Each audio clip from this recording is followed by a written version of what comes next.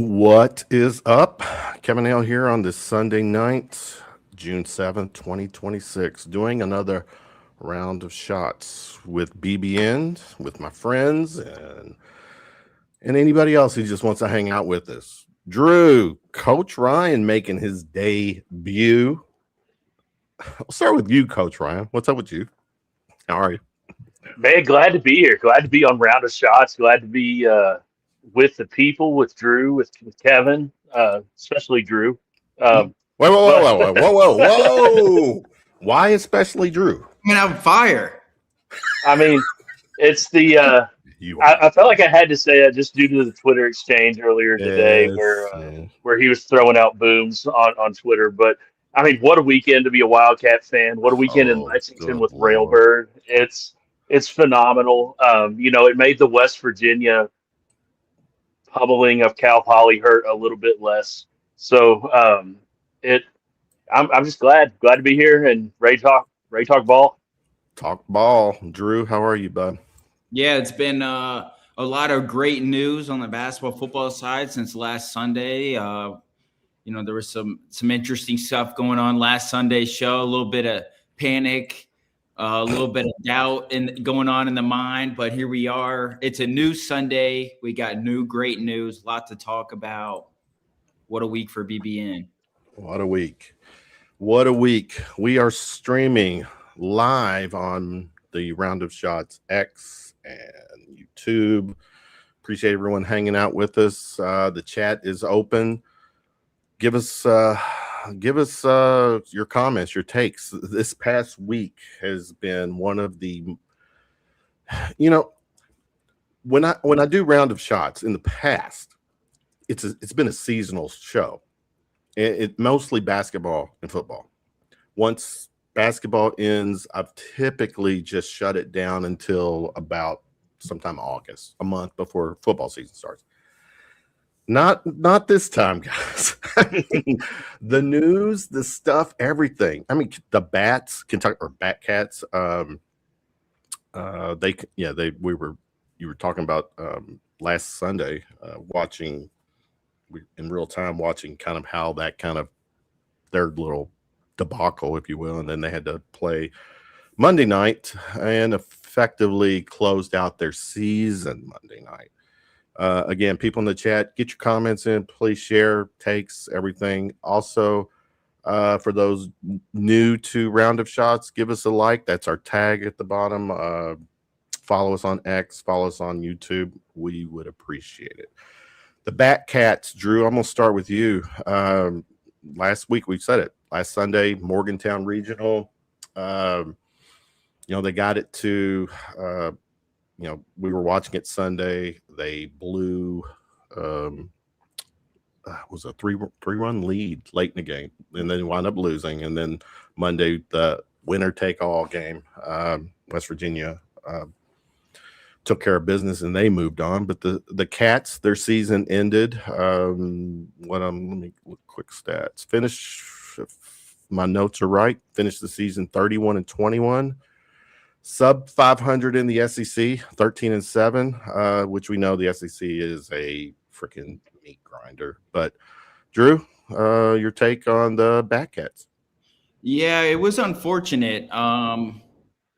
Last Sunday, I think going into the regional, me and Coach Ryan, we've spoken a little bit through, messages and stuff. And I know he follows baseball a lot closer than I do, but I think we were both, probably all of BBN was shocked at the fact that they got out to a 2-0, record in the regional, made it to the regional final. Was like, oh my gosh, this team of destiny out here.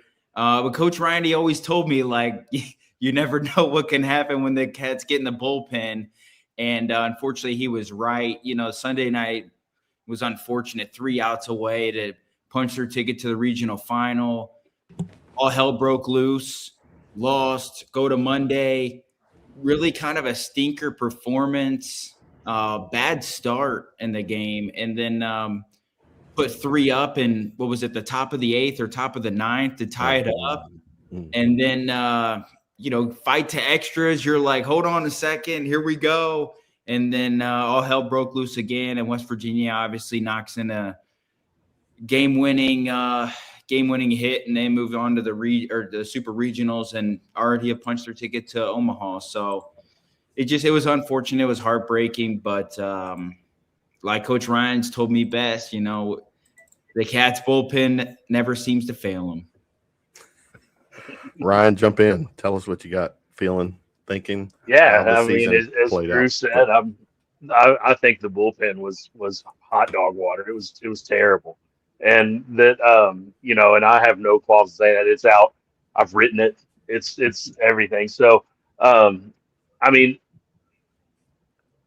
I think some of it came down to what was going on with the staff, and there's some managerial decisions, especially in Omaha Morgantown, that I would have probably gone a little differently about. I thought sometimes they were a little aggressive when they didn't necessarily need to be. And other times I thought that we were like on Sunday, I thought we were just burning arms. That I was like, man, like with this coming in to us having to play Monday, like I think I was telling Drew, I was like, this isn't good because there's not many guys out there that can one, throw at a high level and even throw strikes, to be honest. Like there's guys that will literally throw it like behind. It's almost feels like a miracle when they get a shot or a strike. But the biggest thing that I took from it is I think that Nick Mingione, one, has leveled up Kentucky baseball into a conversation that it never was in before.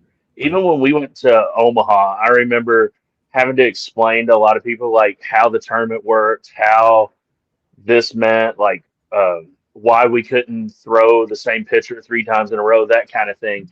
And there's still a lot of knowledge that BBN has to get when it comes to baseball.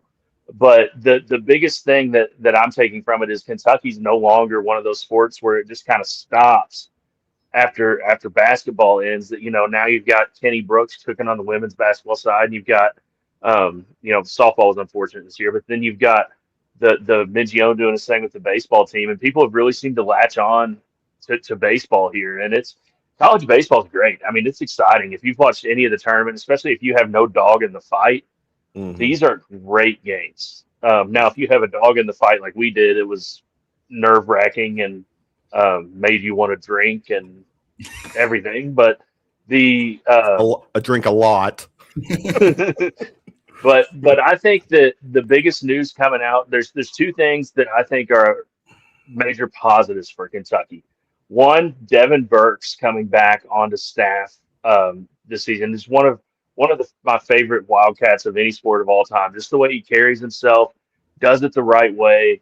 Was a fantastic leader. Was named Mr. Wildcat at the Catspies. Like Devin Burks is him when it comes to it. And so I'm glad that he's in the locker room now, just for a continuity standpoint, because he's not that much older than these guys. And the other thing that I was glad to see is Hudson Brown's coming back. And I think that he dealt with an injury too this season. Was that? Yeah. Did he? Because I know who am I thinking? Shortstop or Tyler Bell. He missed some time with this. I mean, there was some. I don't know if the right word was the team was decimated by injuries, but they did have their fair share. And again, what a season. I mean, in a sense, and we know how the SEC is. There really a better college baseball conference than the SEC? No, I think the SEC, and I've said this to like baseball people and haven't been shot necessarily. I haven't been yelled at. I haven't been shot yet. I think the SEC is about equivalent to AA baseball. And because when you look at MLB rosters on the MLB opening day, there were 78 SEC players on MLB opening rosters, and that's in the show. So that's not counting all the guys in the minor leagues, all that. And you just got to be so good to play pro anything, but especially pro baseball. And it's unbelievable how many guys, like if you look at a team like 2024 LSU, like how many of those guys are in the league? Or like You go back to some of those Florida teams. How many of those guys ended up in the league? Like Auburn has had a ton in the league. It just Mississippi State. Like you can just go on and on and on and on. And before probably like 5 years ago, really post COVID, Kentucky never, ever, ever got those types of guys, like the dudes.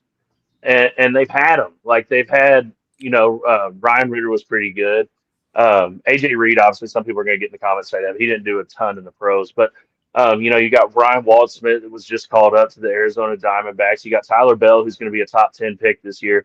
You have a freshman shortstop dash quarterback potentially coming in that I think is going to have a better baseball career than football career. Don't yell at me, but I think he's just that good at baseball. And I think that for what we're probably losing in Tyler Bell, if we can get him onto campus and play the transfer portal right, because we did lose a few to the transfer portal, but I think if we can play that right, that we'll be right in that conversation again next year. You just got to shore up pitching. And then when it comes down to rubber matches, Kentucky was like 0 for 9, I think, in rubber matches, which is ridiculous. Like, I don't even know how that's possible, like mathematically, but it somehow is.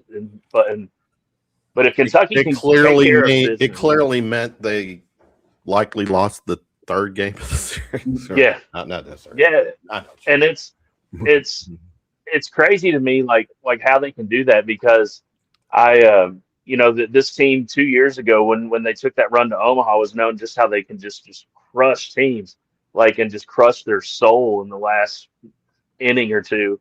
And it's just this team, you're sitting there, it'd be the 8th inning, and you're like, well, what's going to happen now? Like you're about to see something in baseball that looks like the Sandlot out here that's going to make you want to pound your head against a wall at Kentucky Proud Park. But I think Nick Mingione saw the frustrations too. Like that, I don't think that he's hiding it. I think you can see it with some of the staff stuff he's already done.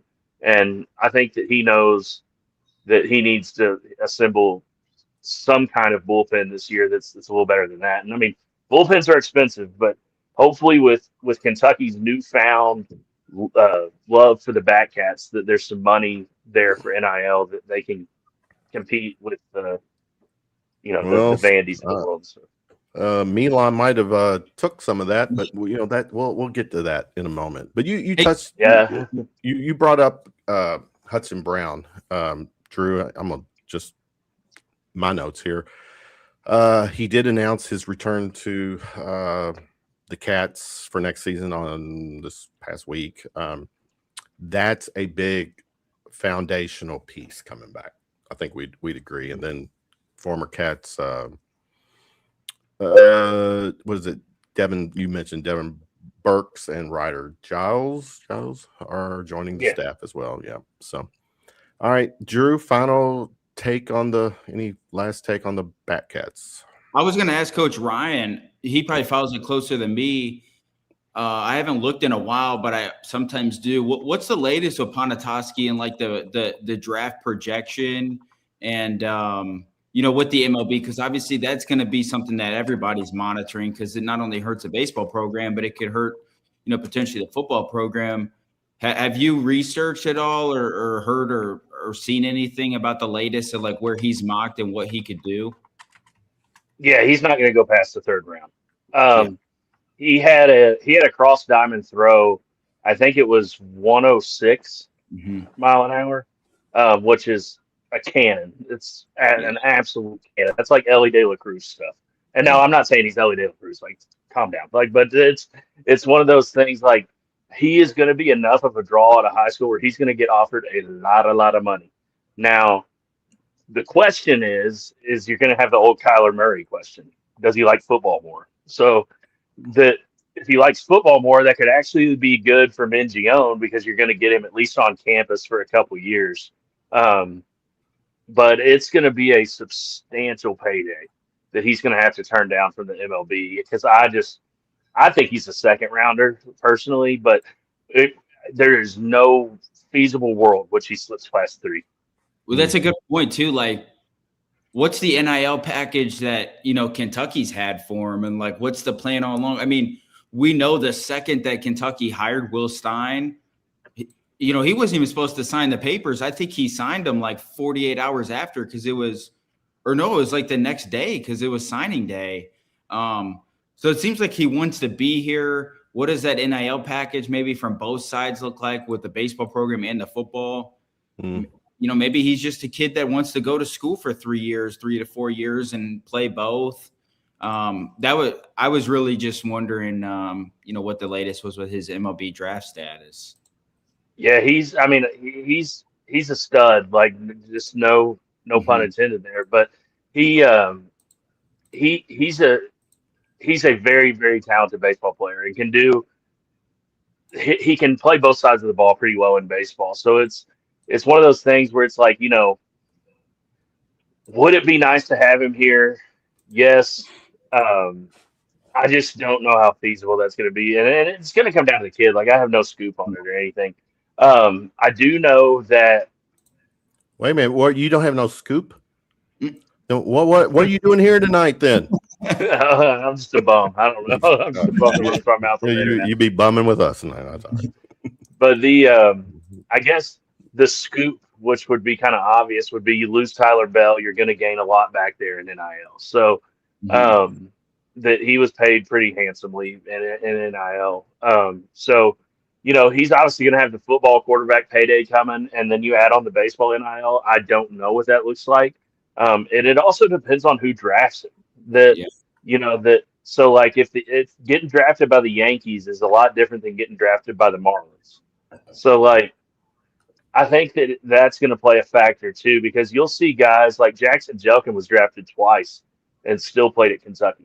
And you'll see guys where that will happen, and they just either something with the organization wasn't right. Like I know one time Jelkin, I think it was out of high school, was drafted by the Dodgers, and he just kind of was like, "Well, it's the Dodgers. Like how do I make that roster as an 18-year-old?" Like so, he kind of looked at it that way. So I mean, baseball, it's a business, and you know, baseball, if you do it right, you can play it for longer than any other sport, except like golf, but any other of the big four, you can play it the longest, and you can make not even probably, like it's undoubtable, you can make the most money playing baseball, like that. It's from just baseball, not endorsements or anything like that.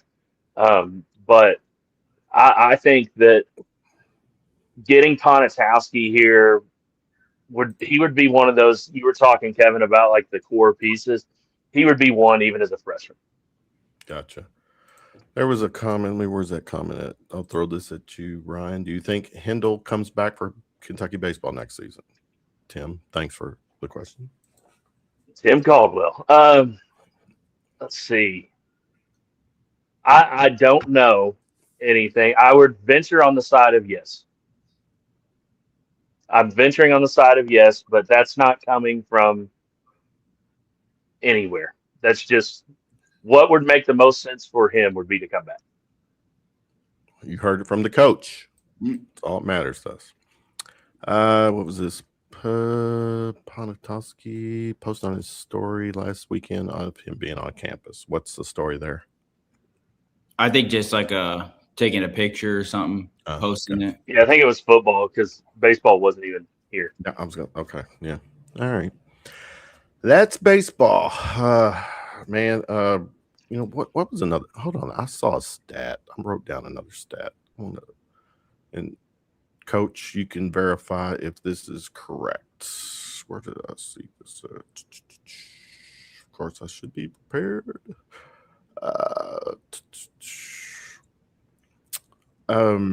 Is it? Did I make my notes correct in saying that? Coach Mingione led the program to a school record 4th consecutive NCAA tournament appearance. You are correct. Okay. Yeah. So that's kind of the thing too. Some people get a little bit sensitive when you kind of say that Nick Mingione's the GOAT at Kentucky. There's a lot of people that, and I think you know the name, Keith Madison is the one a lot of people will say. And I'm not throwing shade Keith Madison's way or anything like that. But I think Nick Mingione, just with what he's done and what we've talked about to where he's elevated Kentucky baseball, he is. And that I think it's completely fair.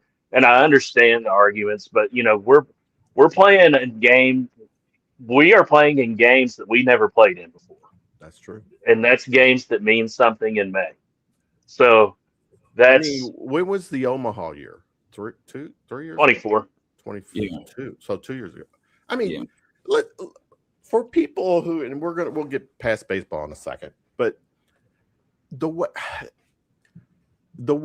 the whole play or the tournaments are laid out, the regionals and stuff, to actually get, because Omaha, was it just 8 teams, right? Mm-hmm. Yeah, it's 8. I mean, it's a big fucking deal to get to Omaha. It is a huge deal to get to Omaha. It is. I think that and man, this is going to fire up some Kentucky fans, but I think that winning the NCAA, winning the College World Series is harder than winning any other NCAA championship with the current format. With the current format, I can't argue that. I think basketball is probably the second hardest because it's just a one game. Yeah, well, because in football too, talent 95% of the time is going to win out. The best teams are going to win out in football majority of the time. That's true. But basketball, like we've seen it, we're Kentucky fans. Freaky shit happens. The next thing you know, you're going home. But baseball is baseball too. Like it's one of the more just flukiest sports. Like you could hit a ground ball and you get to bad hop, and the next thing you know, 2 runs score, or a catcher drops the ball and it goes to the backstop and runners score. Like there's so many weird variables that can happen in baseball. Also, yeah, talent matters in baseball, but at the end of the day, like baseball is going to baseball. Anybody can beat anybody on any given day. Baseball's really hard. Yeah. It's a very cerebral game too. Yes. Yeah. And the reaction, I mean, seriously, you got to be a freaking alien, which I'm a fan of aliens, and this whole disclosure, it's happening, but you have to be a freaking alien almost to be able to react in a split second on a 90-mile-an-hour fastball or a freaking curve. I mean, yeah, it's crazy. I mean, you got to have some stones to stand in the batter's box too, because I mean, think about if you're staring down Paul Skeens, who's got the nastiest slider in the world. That thing looks like it's coming straight at your face out of his hand, and it's not going slow. Yeah, not going slow. All right, that's the Kentucky baseball season. Good season. So, all right, guys, let's move on to Kentucky basketball, men's basketball. What a massive week to be talking about Kentucky basketball. Probably, if we're looking for a headline, this might arguably have been the best week for Coach Pope, Mark Pope. I mean, I don't know, maybe, but nonetheless, he got his guy, the Iowa State transfer. So that's the immediate star. And then he got a future star for class of 2027. I didn't say the names. Drew, I turn to you. Fill in the blanks. Paint the picture. Give us some color. What happened with Kentucky basketball this week? Yeah, so last Sunday we were all freaking out. Thought a guy maybe was turning towards Louisville. I stayed kind of strong in saying I felt like Kentucky was still in a good spot. I felt like it was a bunch of BS, but next thing you know, it was late Monday night, and the number 1 to 3, depending on where you look, transfer portal player Milan Momcilovic, best shooter in college basketball, committed to Kentucky. Huge get to round out the roster. For the most part, there's still one spot. We'll see what happens. But a massive get. Really, the last 2 weeks have been amazing for Pope. I mean, I know we touched on it last week, but, Malachi pulls his name out of the draft at the 11th hour. Huge. That started turning the momentum. Milan commits, signed, deal done Monday night. And then here we are today. We all wake up drinking some coffee, eating some breakfast, brunch time, whatever. And out of nowhere, just a 5-star top 10 guard Ryan Hampton commits, who's very versatile guy. There was some scuttlebutt that he could could reclass to the 26 class. That's not happening. He's staying in the 27 class. But a very unique wing guy who can score at will, likes to get to the free throw line, kind of a 3-level scorer, but he's still improving a lot. He still needs to improve a lot. That's why he's staying in the 27 class. I think it makes the most sense. But by the time next year, I think he's going to be a really good college player, going to come in, be impactful, scoring.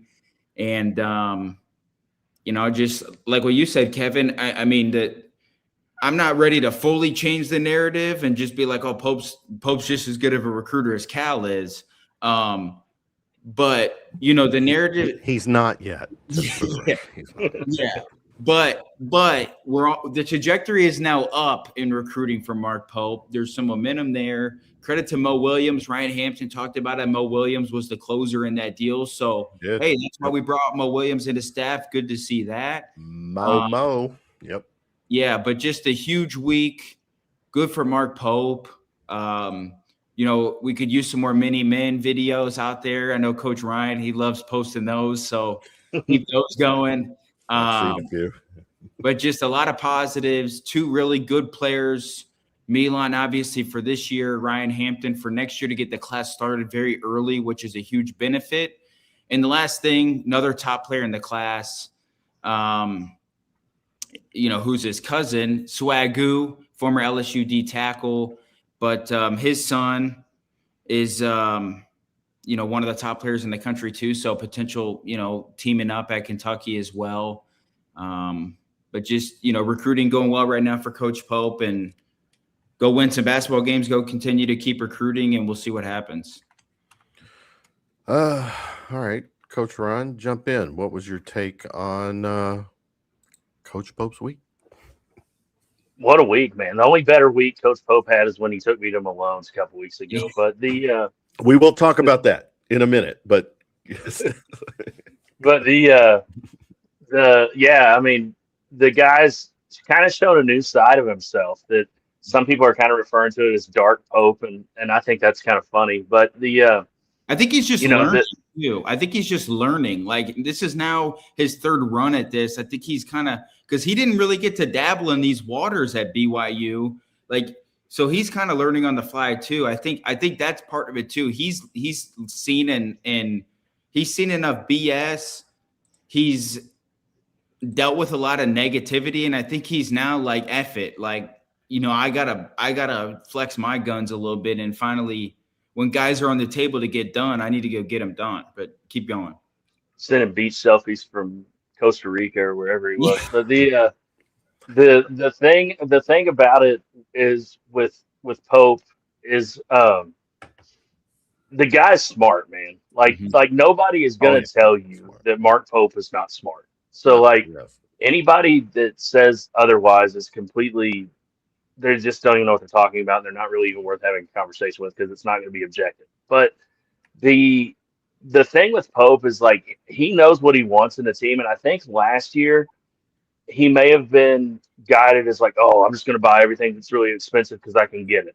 And then he kind of looked back. Like, I still go back to that Michigan State game where he had that look on his face, and I was like, oh my God, like, he knows. And that, I just don't think you have that with him this year. You have him popping out the beards, you have him posting the mini men stuff, like that. It's just a different side of him. And it's the side of him that we were seeing that first year, the side that we all got to know and love with having Pope as our coach. And then last year it was like, what happened? Like, who is this guy? And then I think we're getting closer back to, and I'm going to give some credit too to Keegan Brown. Obviously people were hard on him. I was one of them. Like, what exactly is it that he's doing? But it's obvious that it's made some sort of a difference, because I mean, when it comes down to it, and I know this is revisionist history, like, I get it, but I would rather have Milan than Tyran Stokes for Mark Pope. And the reason why is because I think Mark Pope has a much better chance, and I don't think Milan's has any characters or anything like this, but I think that Mark Pope has a lot better chance of handling somebody like Milan, who's mature and who's been in college basketball for a long time, rather than kind of playing the wild card on Stokes, where you were kind of like, man, like I hope he says this, like I hope he doesn't say this, like that. So, and where it was just kind of so unpredictable, like I just think Pope was done with that, and I knew that he got him here because he had to. But I think if you were to give Mark Pope some truth serum right now, he would tell you that he really likes his roster going into next year, and there's a lot there to like. I mean, especially with the way he plays. If Milan can even shoot at a 75% of the clip he was shooting at, we're looking pretty good. And then Malachi obviously takes a step forward.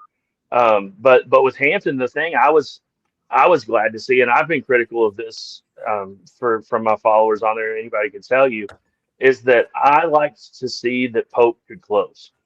And I went on my show and I said he almost needs somebody that's not even like a basketball guy, that's like a Jordan Belfort sales type, that's Right. like, no, sign this paper right now.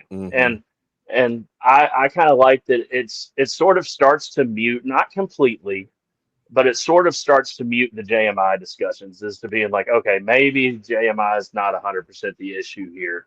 Maybe it was we just weren't used to recruiting this type yet. I'll just say this: I never bought into that narrative, by the way. But yeah, let's hold on a second, guys. Let's finish our narrative or takes with about Milan. Just making sure people know. I mean, obviously, we're talking, and a lot of BBN is engaged, have been engaged with the whole Milan watch, the sweepstakes, all that craziness that went with it.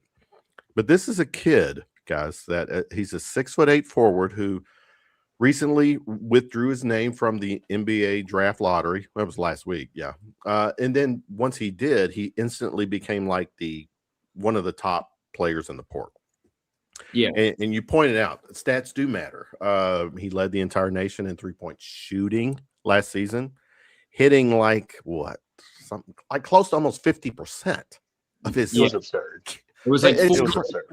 I mean, does that certify him as a elite shooter, sniper? I mean that's a pretty. I mean, what was Reed Shepherd's? Reed had a great 3-point percentage. But it wasn't even close to the volume. It wasn't even close. No, we're right. It was because that's a good point, because he's. I'm looking at my stats sheet: 7.5 attempts per game. So he's getting shots off. Now, here's the one thing that does this fit with Pope's system? Now, we know Pope wants to play this high tempo, very heavy spacing offense. And guys, I mean, this is your architect, your prototype to have as a player in this system. And then, well, let's stay with that, because I want to get to the money part, because evidently we spent a crazy amount of money for him, but based on today's NIL numbers. But Drew, what does he really? How does he fit in Coach Pope's system? Yeah, I wrote a piece on it when I was, kind of breaking down the roster a little bit, but I know that's why I'm segueing to you. Oh, thank you. Yeah, you're welcome. But I think I think that the whole way that if you look at the starting five, and the 4 spot is up in the air, and it's going to probably be up in the air until we get to the regular season. And that could be Milan.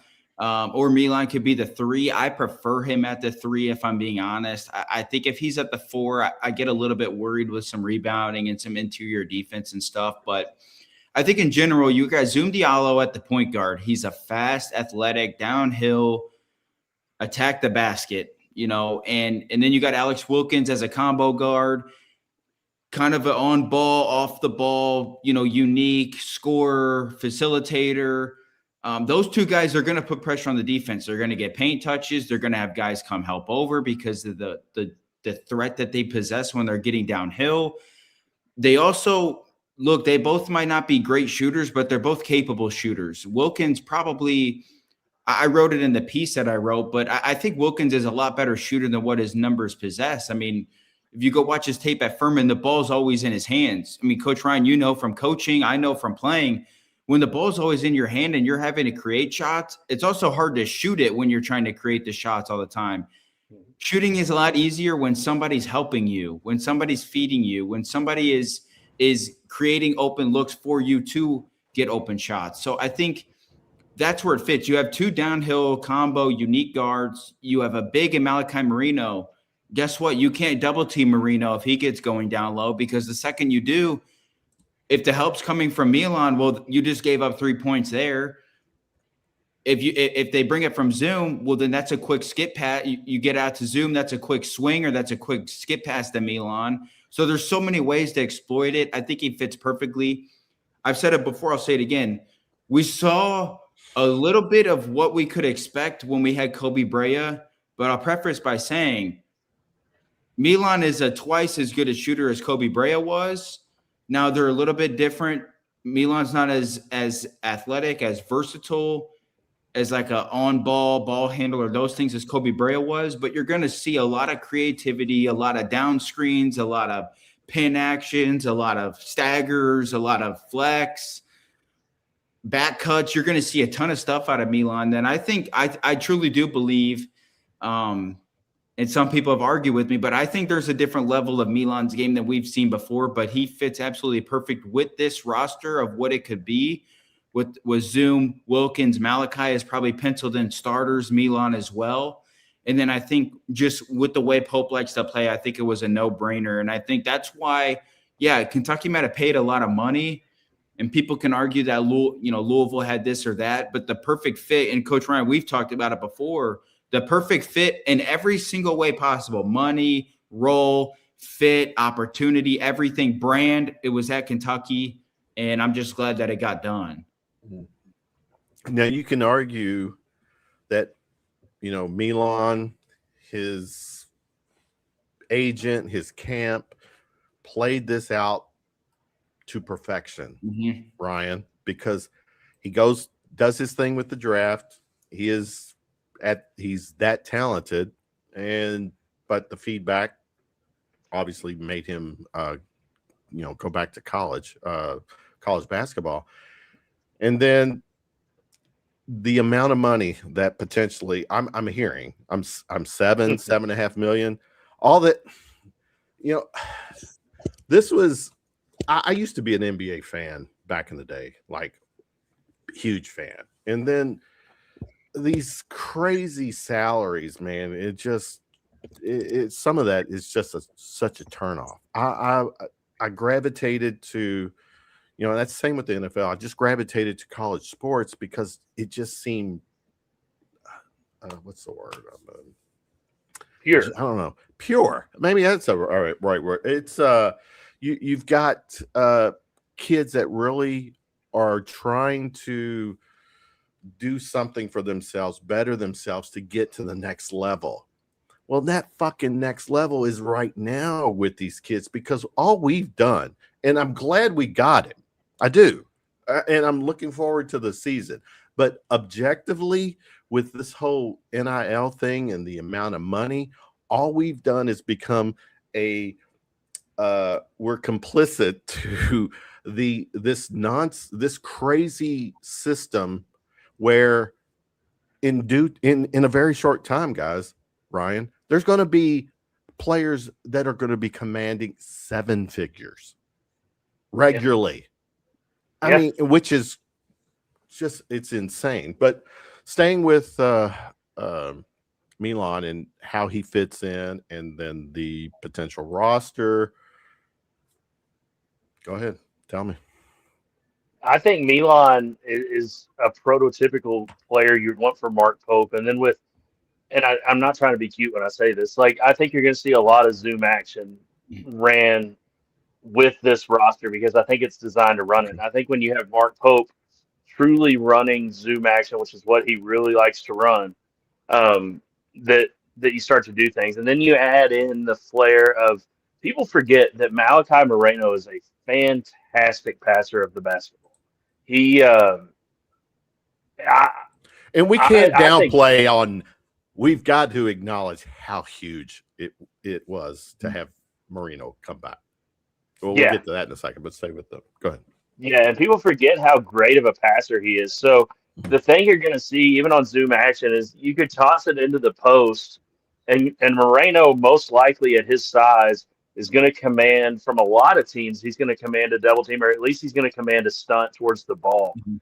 And at that point, that's all the room Milan needs. That he gets his shot off so quickly, and he can get it off in so many different unorthodox ways that he just needs that step. So if you can make Milan's man stunt or get him into the zoom action somehow, it's going to be really hard to guard him because you're going to be behind a step. So you're either going to have to foul him or you're going to put up a lazy contest. So I think that a lot of the times you're going to see teams. I think at first you're actually going to see him draw quite a bit of fouls, and but when I think the season progresses on, you're going to see that chill off a little bit because people will take the philosophy of like, well, like if it's him that's going to beat us, it's him, because he did have some non-impressive shows and some big games last year. But I'm not concerned about that from a standpoint. Like, it was a different offense. That's hilarious. That's hilarious. But seriously, but the Watts, thanks for hanging. Go ahead. Sorry. But the thing with Milan is he will be the focus, and he's like, I was even thinking about this the other day, and like I was thinking, where does this put him in like the Lexington net rankings of wealth? And he's got the biggest. Like, his house. You're basically what you just said. He's Coach Pope's next door neighbor. Yeah, exactly. But I'm like, who? Because I was sitting there thinking in Lexington, I'm like, who's going to make more money this year in Lexington than Milan Monson? Because and it's not going to happen. Wait a minute. I can't let this slide. Whoever might make more is the one paying them. Yeah, will he be on campus, or will he have a nice house on top of the hill? Oh yeah, he's probably got a nice rented property somewhere. Oh, he's probably got one of those luxury condos downtown. Yeah, that's it. It used to be you used to have to sneak to give to players. Yeah. Well, according to Dan Issel, if you remember his little take not too long ago, we got to get back to paying the players. Wasn't that his thing? All right. Let me. There's a couple things. Let me share. All right, check this out. This is why I need a producer. I get to be every freaking title on this show. What's going on here, Ryan? Yeah, that's my family right there. That's me in the background with Coach Pope. It's you. I was, yeah. And this right is? That's my wife. Wifey, daughter. That's daughter. Yes, future UK women's star. And that's Pops. And Mom. That's Mom. That's Mom. No. So you get to, what's the backstory on this for people who don't know? Okay, so Coach Pope was asking his those questions, like when he was putting out the Twitter questions and everything.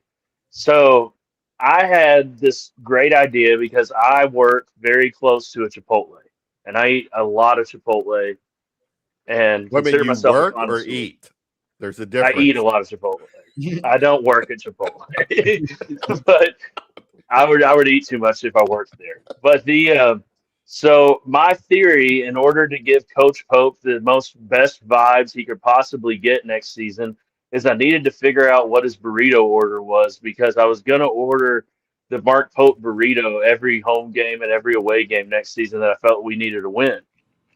And then Pope hit me back and said he doesn't eat at Chipotle, he eats at Malone's, and told me to come for dinner. So there we are, and we ran up the bill pretty good on him. We did not keep it cheap at all, but it was awesome. Like my daughter there, she absolutely thinks that Coach Pope's like the greatest person to ever walk planet Earth now, and is talking about like wanting to go to see Coach Pope and ask how he's doing regularly. So like I'm like, I guess he's doing fine. Like, let me pump the brakes there. Let's put something in perspective when it comes to Coach Mark Pope. We've touched on the fact he's smart, clearly smart, because he during school he was studying medicine, potentially going into the medical field. But this is we're talking about I mean, we know college sports, every level. I mean, it's cutthroat, and but whether the truth is with Pope is whether you like it or not, he is a genuinely good man. He's a good person, and that could be, a fault. But the truth is that if what happened this past week turns into a nice run, a good SEC season, a deeper run into the NCAA tournament, because Terry's not here. Terry Brown, who it's TB3. That's the little narrative. It's his take, but it's a stat. It's a real stat that every Kentucky basketball coach within 3 years gets to a Final Four. 3 years. Every coach has gotten to a Final Four in 3 years. The successful ones. It's the successful ones, right? Well, every coach. No, every coach got to a Final Four in 3 years. Now keep it. Rupp. Okay, we can go past that. Let's go. Joby Hall, Final Four within 3 years. Eddie Sutton who followed him within 3 years. Now, granted, we know Eddie Sutton, that whole narrative, and which led us to get Rick, Coach Pitino. 3 years. First year, he wasn't eligible. But he's with a roster of misfits. He still went 500 and closed out that season by beating LSU with Shaquille O'Neal, Chris Jackson, Stanley Roberts. All right. And then after Pitino, Tubby, obviously, we know Tubby won his first season. You can argue it's Rick's guys, but Tubby's players will tell you, Cameron Mills, Scott Patchett, we were Rick's guys, but this was Tubby's team. So let's give Tubby his flowers. Tubby leaves. Okay, Gillespie, we know that didn't work out, and he was gone after 2 seasons. Mm-hmm. He was gone, and then we bring in Cal, and I will say I'm a Cal guy. The first 10 years of Cal's tenure here, magical, fucking magical. Yeah. And you can argue that he should have won more titles. It's not easy to win titles. And he's relying on 18-year-old kids to do this. And they gave us so many exciting moments. And then, he leaves, and now Coach Pope steps in. He's in year 3. Again, every coach has won a Final Four, or gotten to at least a Final Four within 3 years. Some have won championships. Calipari, Tubby, all won championships within 3. So that's that TB3 rule, is that we need Coach Pope. If we're going to stay true to our BBN's expectations, not just expectations, the whole narrative of the Kentucky basketball program, all of our coaches have success to at least a Final Four within 3 seasons. And as TB said, if Pope doesn't get this he's got to get a Final Four this season. If he doesn't get it, TB's argument, which is factual, if we're okay, if we give Coach Pope the benefit of the doubt if he doesn't get a Final Four this season, then we've essentially lowered our standards. Fair, foul, Coach. I mean, you're kind of new to this take, but what do you think? I mean, I've had run-ins with TV. Run-ins. Not run-ins. I've talked with TB. I've been on Cats Talk Wednesdays. No.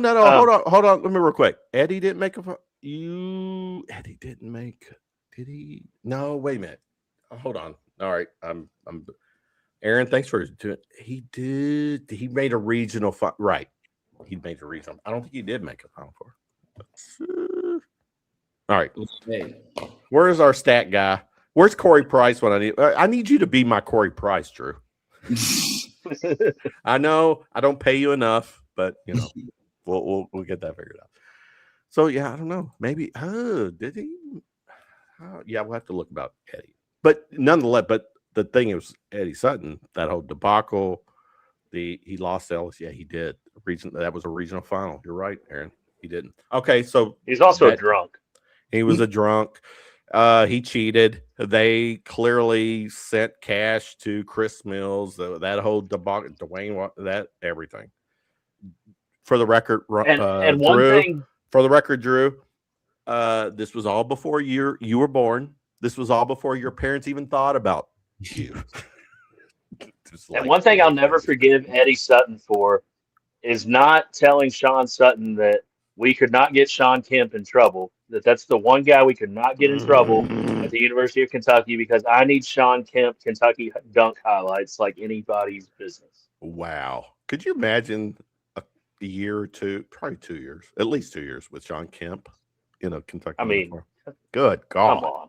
That Kemp, Google Sean Kemp, Ryan, or Drew. Say he was a man child in college. All right. The Rain Man. Rain Man. All right. So let's so that's Milan. We know potentially what we're looking at for the next year, this upcoming season, and we'll continue this whole narrative as we get closer to the season. But Ryan, let's go back to Ryan. Let me start with Drew. Drew, let's go back to Ryan Hampton, class of 2027.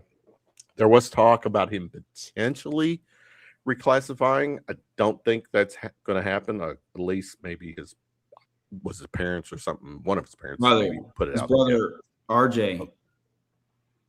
Okay, so he is by depending on your publications, a 5-star wing, top 10, maybe close to top 5 recruit nationally for the class of 2027. The history on this, Drew, is that Coach Pope extended an offer back in April. Hampton was in Lexington for an official visit this weekend.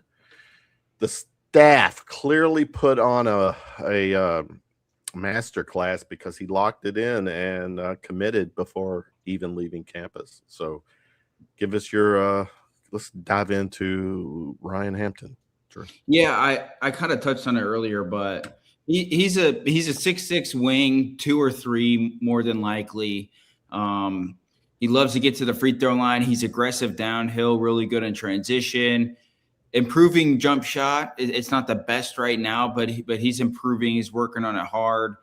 But he needed to probably stay in the 27 class. I'm glad he did now that he's coming to Kentucky because he's going to be way more ready day one in the 27 class or next year or 2 years from now than he would be next year.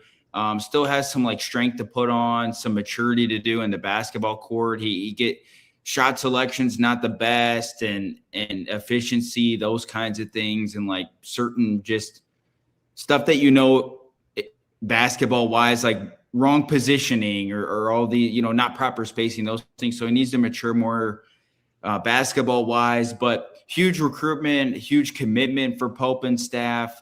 And look, getting a guy that early can really help recruit some other guys. I touched on it earlier, but Marcus Spears' son, Swagoo, former D tackle at LSU, big media guy in the NFL space now, works on ESPN's NFL Live. His son, Marcus Spears Jr., another top 5 player in the country. Everybody links him going to LSU, but those two are blood cousins. They're best friends. I'm not saying Kentucky's in the lead for the recruitment now, but it definitely makes Kentucky a viable, legitimate option for Marcus Spears Jr.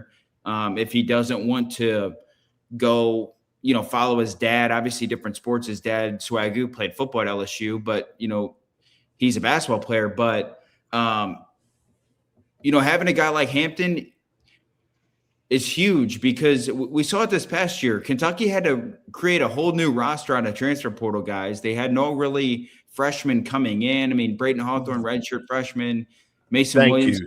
That's good. That's the knock on Pope right now is that he's not getting the kids from high school. And you don't have to. I'll preface by saying you don't have to, but it makes it a whole lot easier when you at least have some stuff in your back pocket that are coming in instead of having to build an entire 14, 15-man rotation and roster and then have 75% of your teams out of the door. You have no freshmen coming in. And then it's like, oh my gosh, now I got to replace 11 guys on the team. You can do that, but it's very, very hard. It's very challenging, and it's probably not sustainable to keep doing that year after year. And also, this is Mark Pope's best freshman recruit he's had as well. So that's a huge positive sign. Hopefully for him, now he has a different mindset, a different approach going into recruitments that he hasn't had before. When you're talking to other recruits, you say, hey, we have Ryan Hampton in our bag. That helps shape, rosters and recruiting classes. So it's just a positive in every single area. I think he's a really good basketball player. I think he's going to project to be in a really, really good basketball player. He's got immense potential and upside, and we'll just see how it plays out. But it's huge in a ton of different areas, and just happy for Pope and staff that they got it done. Drew, in your opinion, in this coming season, the whole narrative for this season, who will be the biggest? Who will take the lead narrative when it comes to Kentucky or our conversations? Will it be Ryan Hampton or Coach Ryan?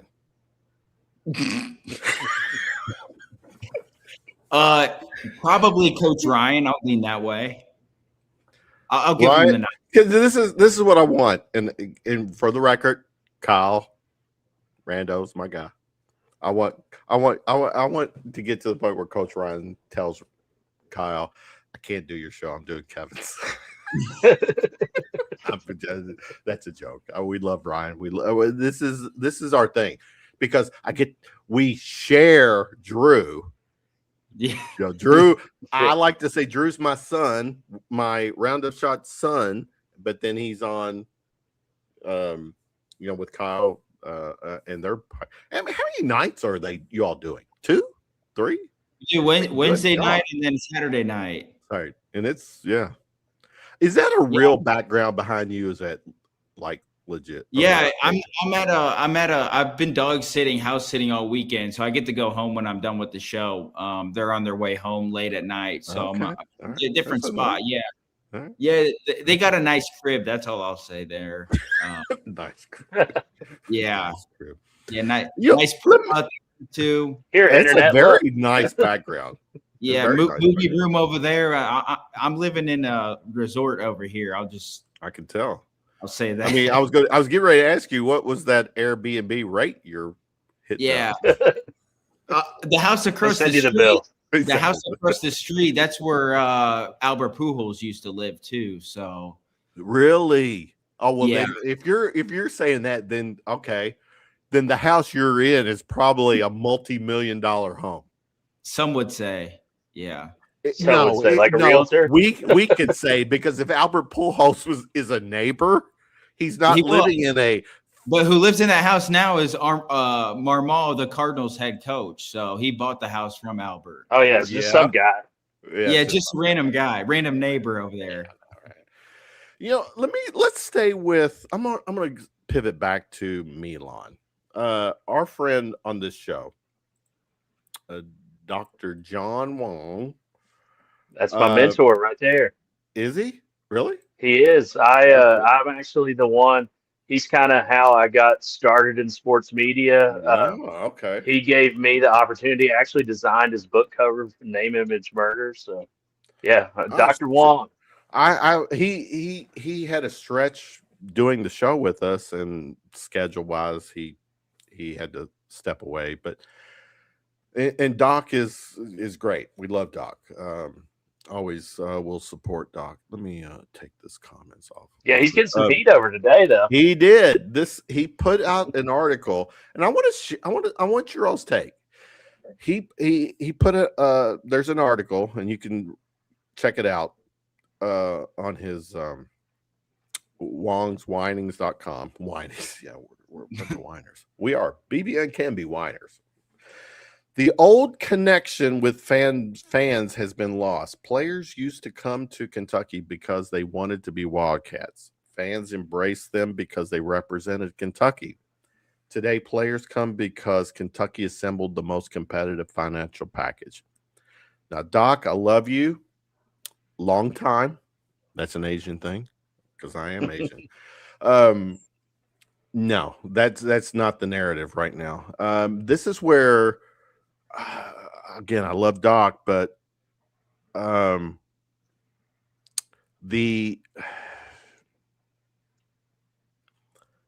was the last time? Or let me, I'm gonna ask this question. I'm gonna answer it first before I'll let you all talk. When was the last time Kentucky or players came to Kentucky because of the name on the jersey? Maybe like Trent Noah. Well, first of all, let's get this off the table. In-state players, they're off the table. They're off the table because that's their dream. Mm-hmm. But look, when going back to Pitino, so early 90s, late 80s, 90s, the kids came because of Pitino. And then Pitino left. Tubby. Now, Tubby was one that, for the record, guys, I know this. I follow this. Tubby, great coach. Just he wasn't the there has to be a certain personality to lead this program. And I'll say it. The measuring sticks are Pitino and Calipari because there is equally a brand as Kentucky. So nothing about BBN is going to intimidate them or cause them to lose sleep because Pitino, Calipari, they're going to do things the way they want. Tubby comes in, wins a national championship. Thank you, Tubby. Wins the national championship with Rick's players. You can argue that, but his players, Tubby's player, those players said that was Tubby's system that won it. And then Tubby leaves. We know about the Billy G 2 years. First year was actually not bad. Second year. And then Calipari shows up.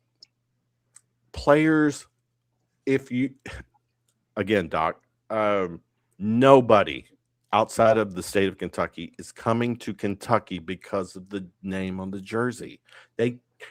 During Cal's run, Cal players came here strictly for Cal.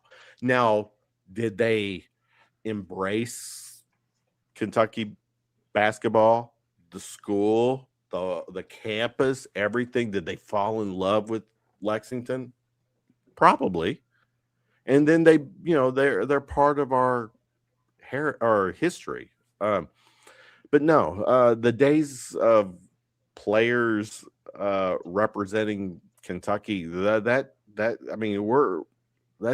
like decades old. And even now, guys, with the NIL, no, it's safe to say players are going to go to the highest bidder. And if our school handed him a $7 million plus for a season, I mean, okay, we got the guy, but there is going to be expectation, and the expectation is that he's got to meet the TB3 rule. He's got to get to a Final Four. But staying with this Doc narrative, Drews, what's your response to this? Yeah, I mean, I can't speak for players earlier than my time. Like, obviously, I didn't I know a lot of former Kentucky players, but I don't know how their exact recruiting stories went. But I don't think players ever came here anyways to be Wildcats. Like you said, Kevin. Well, in-state, maybe. In-state Yeah. kids, clearly. But 99% of the players that have came to Kentucky in my lifetime, they wanted to play for John Calipari. Right. They wanted to play for, we've only seen it for 2 years and we don't have the elite of the elite players, but they wanted to play for Mark Pope. What happens is when they get to campus, then they fall in love with it. Karl Anthony Towns probably had no idea what Kentucky basketball was. And then, he gets here, plays for Cal. They have a great year. And now you see it all the time. He loves Kentucky. He still talks about Kentucky. He still reps Kentucky stuff. John Wall the same way. Like he was going to go to Memphis with Cal, him and Boogie. They come to Kentucky. They're still they still rep Kentucky. They still talk about Kentucky. Exactly. They fall in love with Kentucky when they get here. The same way that I've been saying it on here, on anywhere else, is Coach Pope can't try to recruit kids and sell them on Kentucky. That's got to be like 5% of the recruitment. You got to play the game, pay the money, get the guys here. Then they will fall in love with Kentucky. And that's how that works. But we cannot try to sell kids in the day and age of 2026 about, hey, we have, screw the money. We're not worried about the money. This is Kentucky. These are the best fit. That doesn't recruit kids anymore. You're never gonna get 99% of the kids that want to come here. Go play the game, go give the kids the money, then they will fall in love. They will understand Kentucky. They will understand BBN. They will understand the media presence. They will understand the 20,000+ strong in Rupp Arena, the 75% sold out crowd in Nashville in the SEC tournament or in a neutral site game against Gonzaga. Like, that's the stuff they can figure out when they get here. You don't need to sell those kids on that. High school, you can still do it a little bit. In the portal, throw that shit to the side. Mm-hmm. Give them the check, cash that thing, and then let them figure out what Kentucky is and what it's all about. That's my take. Kids don't come here to play for Kentucky. They come here to play for the coach, or they come here to play for the money, which is what it is, and that's fine. To better the money and better themselves potentially for the next level. And while they're here, they will fall in love with it. And if they leave, like, I'm telling you right now, Brandon Garrison going to Alabama, Jalen Lowe going to Georgetown, they might be great there. I guarantee you next year at some point it will hit them like, damn, this isn't even close to Kentucky. Like, this is not what I'm used to.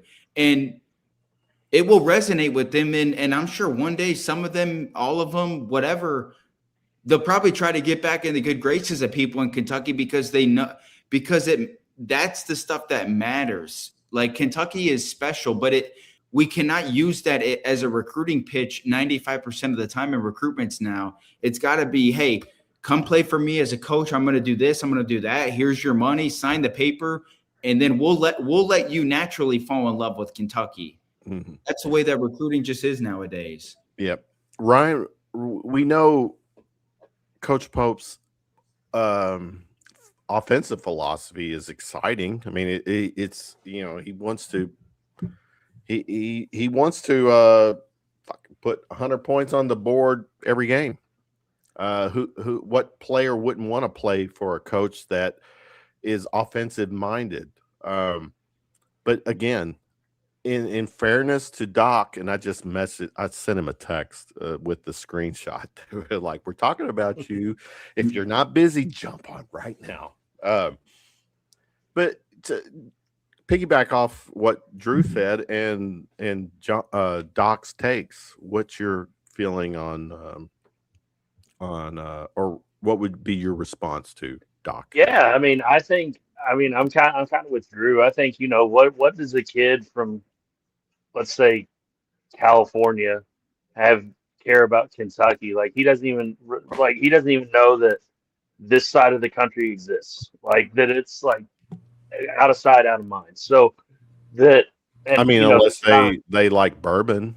Yeah. But if it's a high school recruit, that's probably a different conversation we need to have. But the thing with it is like I think the player that's going to feel it the most, kind of what Drew was saying, like, oh, this isn't Kentucky, is actually there's two of them. Is Travis Perry, obviously he's going to his third school in 3 years, and then Jasper Johnson, both hometown, homegrown guys I that missed are going that to be like, memo. Where is so Perry left Ole Miss? yeah, he's going to Dayton. I did not catch that. Well, okay. Yeah, I mean, so he got. okay, never mind. Keep going. But Sorry. like you got to think like from a standpoint too that um picture of my parents were up there that Cameron Mills lives next to them, and he's a perfect embodiment of this. Cameron Mills has made a career basically out of being Cameron Mills, and that like that's not a knock on Cam or anything like that, Well, but no, hold on. Cameron's. For the record, I'm gonna push back a little bit. I'm a Cameron Mills guy. So, what are you saying there? Elaborate. I'm saying like that Cameron Mills, because he put his time, and Cameron would tell you this as well, that because of the time he put in at Kentucky, set him up for an amazing life in Lexington after basketball. Did. And I think that that's a good point. you're going to have guys right now. Look at Khalil Whitney. He played here until December, and he's even moved back here and found like opportunities and help to help him get back, and still playing with the TBT team and those things. Like there's something special about being here. And for the record, Drew, I cannot wait till we get to the TBT. Yeah, that'll be fun. That will be. I just wanted to say that, but keep going, Ryan. Yeah, no, go. Yeah, but I think that it's going to run into a thing where, I think school pride is going down. You don't see, even at the NBA level anymore, you don't really see like, well, I went to Kentucky, I went to UNC, I went to wherever. That you don't really see that as much, and they don't identify that way because you've got players that, quite frankly, I mean, it's going to get even worse, honestly, is you're going to have guys that played the G League, then for 3 different college teams, and then played for this G League team, and then finally made to the pros. Like, what kind of connection is that person really going to have to a place if you only were there for a very short amount of time? So, like, that you can have that. It's a little different now, I think, than it was with, the John Walls, everything like that. So, like, John Wall came in, there was obviously probably some incentives. That's not really breaking any kind of news, but the when he comes in, that he's going to feel the love of the fan base a different way, I think, than somebody like Milan will, because Milan, that number's been thrown out there. So everybody knows that Milan is a very rich man, and whether it's fair to Milan or not, that they're going to say, well, you make $7 million. I can say whatever I want to say about you. So I think you're going to see some people, and that conversation was going around about how Kentucky fans were costing Kentucky players recruits, and I don't necessarily think that's 1,000% true, especially when you're throwing around. Well, no. Hold on, Ryan. If you don't think it's 1,000% true, do you think it's 100% true? Because let's be honest, here's the thing. We are a part of the greatest, really, the fucking greatest fan base ever. Yeah. BBN ever. We when it comes to the whole national narrative, if you're ESPN, if you're any freaking sports affiliate, and you want numbers, you want a narrative, you want a story, what's going on with BBN and Kentucky sports, basketball, football, basketball. We are a basketball school, for the record. We're going to get to football in a second. We're still a fucking basketball school. We are. Yeah. And the narrative will always be that Kentucky basketball, it eats first when it comes to coverage, when it comes to TV games. The numbers don't lie. If there's a game on TV, if a Kentucky Kentucky men's basketball is on TV, you're talking literally millions, always millions of viewers, people. It's just who we are. That narrative is not going to go away. Well, that narrative shouldn't go away. We can't let it go away. And that as a podcast host, as a fan, and everything about Kentucky sports, the last couple of years with the basketball program, we have not been relevant, man. We have there's actually we've probably been more the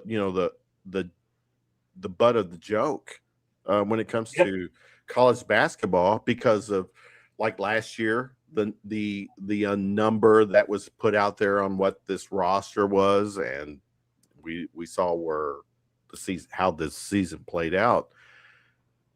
But again, I've shared my take with this show and with people, is that I want us to get back to, I want the basketball program to get back to, well, for selfish reason, I would love us to get back to the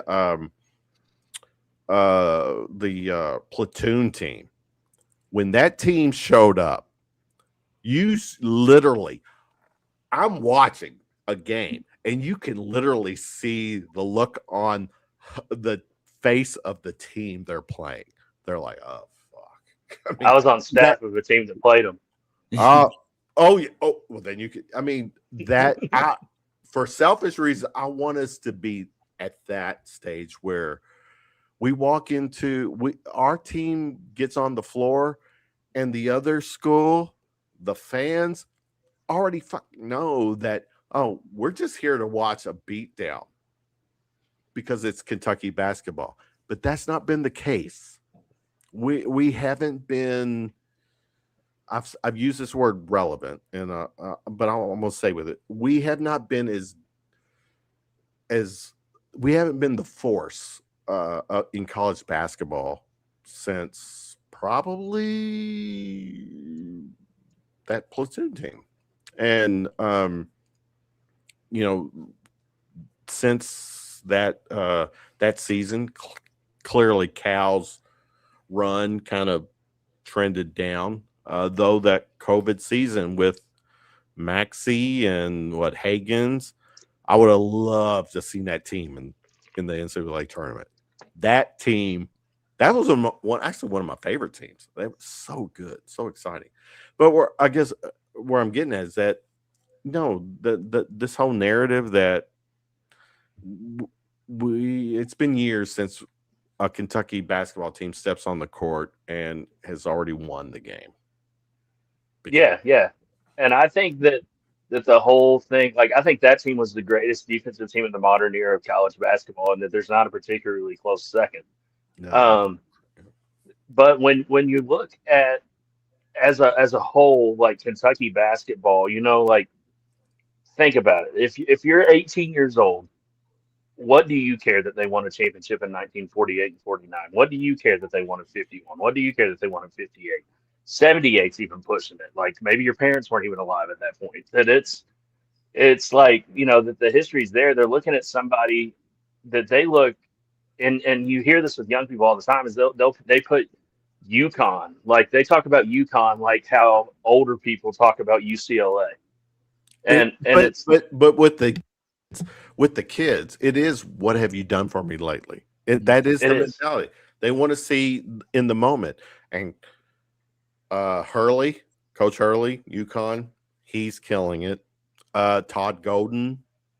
Yep. You could just kind of go through Kentucky's not there. They're not we're not part of the storyline right now. No, but I think Kentucky can get back there as well. That that Kentucky is always, I mean, it's still Kentucky. That, like, it's a lot easier to do it here than it is a school like, let's say, Mississippi State. Like, that it's Eastern Kentucky. Or there, yeah, that's fair as well. But it's you're playing a different sport, like, than some of these schools that, even though the goal is to get the ball in the basket, you're doing it a very, very different way. Mhm. And that I think at Kentucky, that having somebody that's creative and knows how to best utilize these resources, because Kentucky seemingly got endless of them when it comes to basketball, and do whatever you want, that you should be really only competing against like 4 schools, Mhm. and just with NIL budgets and stuff, just because you can outpay them. And Right. some of these other schools, like I think St. John's is going to become less when Patino eventually leaves. That Rapinoe is not going to dump a bunch of money into a mediocre coach. Like he sees his window is now, so that's why you're seeing St. John's get some of these guys. And Kentucky's still always going to be in the conversation. It does not matter if Mark Pope's the coach here. It does not matter if Billy Gillespie's the coach here. It does Mhm. not matter if John Calipari. They're always going to be in the conversation. And I agree. and it's one of those things where Pope, like, do I want it to work with Pope? Yes, I think that with We Mark Pope, do. if it were, I think it would be the most fun it's ever been if it worked with Mark Pope. That I think people Absolutely. would be bouncing off the walls. And If but a former Kentucky player who won a national championship can show his ring and lead this program, what fan would not support that? Well, and and his just personality too. And yeah. Like, he's a genuinely good guy. But at the same time, too, this past week we saw stubble yeah, facial hair, Coach Pope. I don't know. I mean, was I could have sworn maybe on one of those clips there was some horns coming out. I mean, he's like a dark Coach Pope. I mean, if we could get our coach to not, I don't know. I'm being stupid here. If Pope had that same like foot on your throat mentality as Patino or Calipari, I mean that's who our coach Rick is. Pitino would walk over Mark Pope's dead body to come back to Kentucky. Arguably. And Like he's just that much of a psycho. Like that he's like that's not knocking Coach B. Like no, that's I love Coach B, but that's and those first 10 years of Cal, it was the same exact way. right. Like there was no mercy. Like Cobra No, Kai, it was no. hardcore. And Here's when it comes to Kentucky basketball, you want to know this is me as a Kentucky basketball fan. I want to watch that game again, guys. Where what was it? There's a couple games. And it was both during that the platoon season. Go back and watch the UCLA game and the Kansas game from that season. You want to see a team that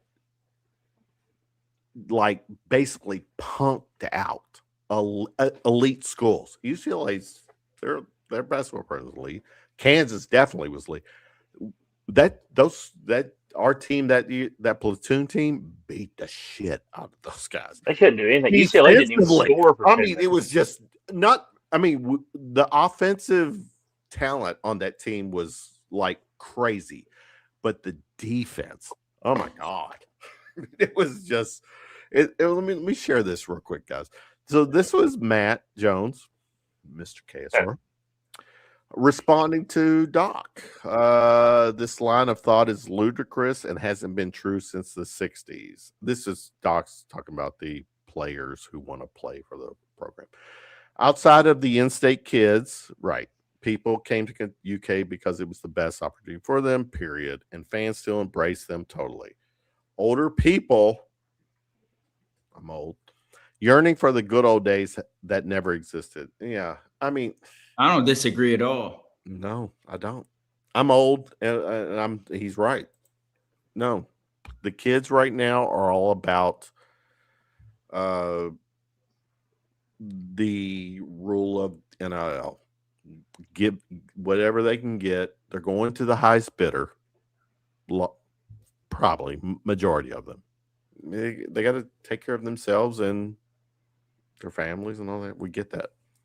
Well, I could argue that's why Milan was so important, because There you go. we gave Yeah. all that money, and that, if somebody like Louisville comes in with less of an offer, then it's an indictment on Pope. That So, like, exactly. So that's where I'll be like, well, here's the thing. Did Milan come to Kentucky because of Coach Pope, or did he come to Kentucky because there was a 7, the number 7 in the salary, the amount of money he was going to make in the year? So I can what think of was about 7 million reasons why Milan came to Kentucky. exactly? I So think that's still to me doesn't allow Coach Pope off the hook, because we've in past shows we have like gone at him as far as getting recruits, high school players. He couldn't close on them.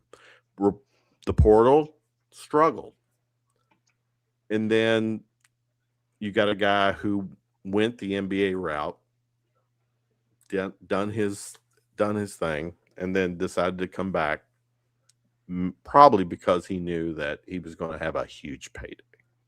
So again, is he wearing is he going to be in Lexington in the next few months, whatever, because of the name on the front of the jersey, or the amount of the amount of money it's in his checking account? Well, I don't know if you saw, when they picked him up from the airport, his first stop was Paul Miller Ford to pick out a brand new car. So, That's what do you, for real quick?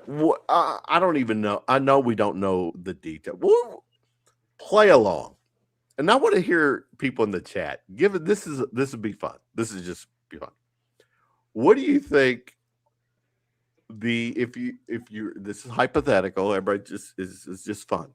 What do you think was all the perks in, Drew? I'll start with you. All the perks in Milan's contract that when he signed with Kentucky. What do you think? We know Paul Miller. Play along. You could be funny too. He got 2 free tickets to the freaking movie theater every week. But whatever. Seriously, what do you think? What would you think if you were Milan and you said, I'll come, but all these, what would be some of what's Cujo doing?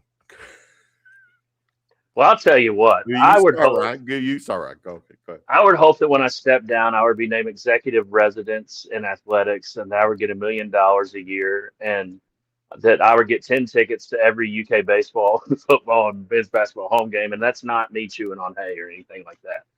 But that got revoked though, right? It did. Yeah. It did. I know for a fact that he got a country club membership as well. He is in Milan. Milan did. Yeah.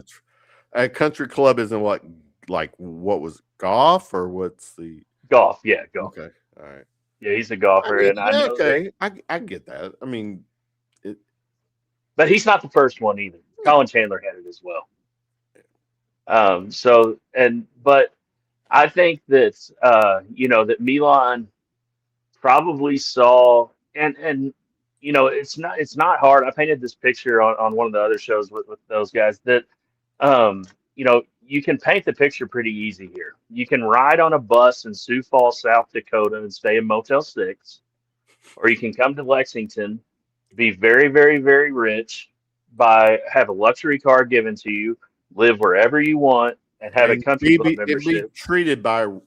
Be treated as a rock star, a BBN rock star. And now what he can do, as long as he doesn't burn any bridges, which players typically don't, he can come back. So, let's say he comes to Kentucky, has the year we think he's going to have. He'll be welcomed back with open arms until he's Dan Issel's age or even older. Like that, it's one of those things that sticks with you. They bring those guys out there to do that. Why? Like there's a reason for that, and that is because Big Blue Nation takes in their own and loves them. And that you don't see that at any other school. Like that is not normal, like at all. Well, I mean, in fairness, I've seen like the Dukes and the Carolinas. But they are elite like us. They're blue blood Yeah. like us. And I'm talking about like if you go to like Mizzou or BYU or right. like someone like that, people like BYU, like Jimmer Fredette, that's completely different. But the like just some random guy that was on the 2010 team at BYU, like wouldn't be treated the same way. A lot of people probably wouldn't even know who he was, if we're being honest, as that would if somebody's like, oh, look, there's Jared Polson. Like that it's different. And like you're able to, if you play it right, you want to kind of stay around the area. There's been tons of guys that have stayed around here. I mean, Willie Cauley-Stein's wanting to move back here. Like that they view it almost as home because of how the people treat them. So like, of course, yeah. I think you have to have, so like kind of going back to Doc, I think you have to have the offer there. You have to, it's a completely different game. Like you have to be strong with the offer. I actually think they need to be a little more strong-handed myself and tell kids like, look, here's the offer, like sign it. I think that part of this getting played by agents is part of Kentucky's own doing. But I also think that at Kentucky, once they get here, they'll realize it's different. So like Milan, like I guarantee you, he can already feel how different this is than Iowa State. And that doesn't mean that he has ill will towards Iowa State. It doesn't mean that he didn't enjoy his time there. What it means is he's like, oh shit, people are talking about basketball in June. Like at Iowa State, you're competing against football. People are talking about basketball while he's fucking asleep. I mean, yes, seriously, that it's nonstop. Kentucky basketball. There is someone online 24/7. There is someone who will. I mean, in the time we're awake, a lot of Kentucky fans are shooting their shit and talking this. But seriously, while we're asleep tonight, we can go on X tomorrow morning and we'll see freaking BBN posting shit overnight because it's just who we are. It's awesome, and there's really no other fan base like it. Like no. The only close one that to me, and it's on a much smaller scale, but I'm talking about just like the intensity to it is actually Arkansas. I think Arkansas has some really intense fans. Obviously, they kind of share the same thing that we do, is not having a pro team in their state. But it's not anywhere on the level of Kentucky. Kentucky's worldwide, and Arkansas is Arkansas. So like but yeah, just the BBN and whole, and even football, baseball, whatever, they get behind everything. So like it's crazy that I remember back on that documentary they put out like right after Cal won the championship. I think it was called like Sixth Man or something like that. They had the owner of Oneness, the shoe boutique downtown, on, and he was basically saying if he prints Kentucky on a shirt, it's going to sell out. And I was like, that is absurd, but it's true. Like it 100% is. Like, because I mean, I'm guilty. Like I'll see something with Kentucky, and I'm like, oh, okay, like I'm gonna get that. Like I'm as guilty as any. So that I think. Well, won't you pan your the camera around your room and tell us about how much you like Kentucky? Yeah, I like Kentucky quite a bit. A little bit. Good Lord. Yeah, got quite the collection of just randomness here. I like it. I'll pull out one of my favorite things. It's actually right next to me here. I'm pretty sure there's only one of these in the world. And before you say like, yes, it's a UK bucket. Like I understand. Yes, I'm saying it's UK bucket because it's a fucking UK bucket. It's a good it is thing. signed. I'm a bucket.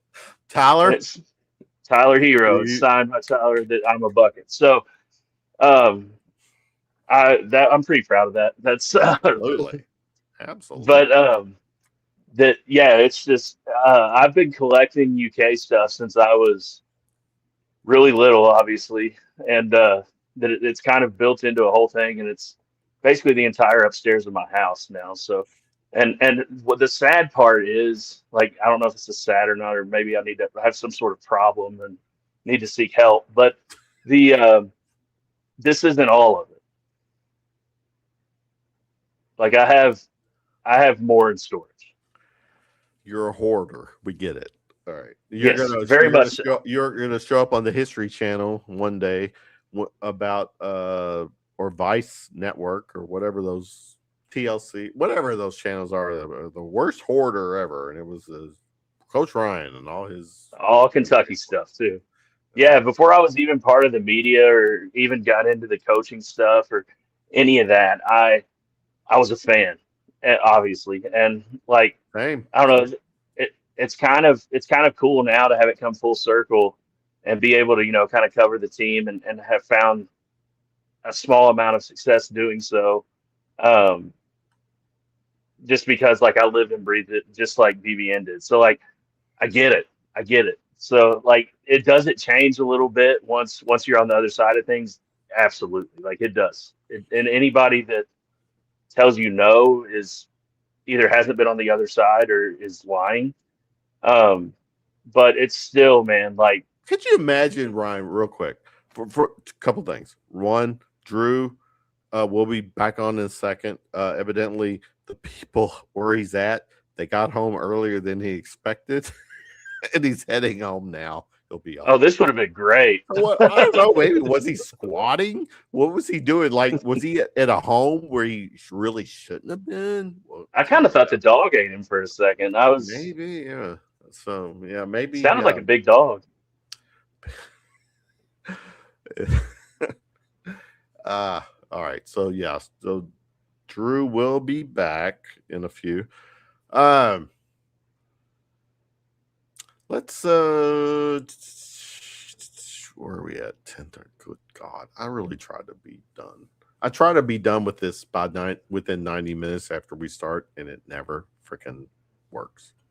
Because we're a bunch of BBN sickos. Because we like to talk, and it's Kentucky sports. That's who we are.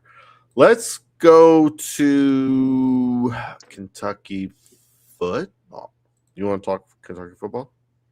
Yeah, I can talk Kentucky football. Yeah, good. What about we're giving Coach Pope his flowers on what he accomplished this past week, but what Will Stein, Coach Ryan, has accomplished since he's been here, and then just this past week, this just player-wise, portal-wise, everything. I mean,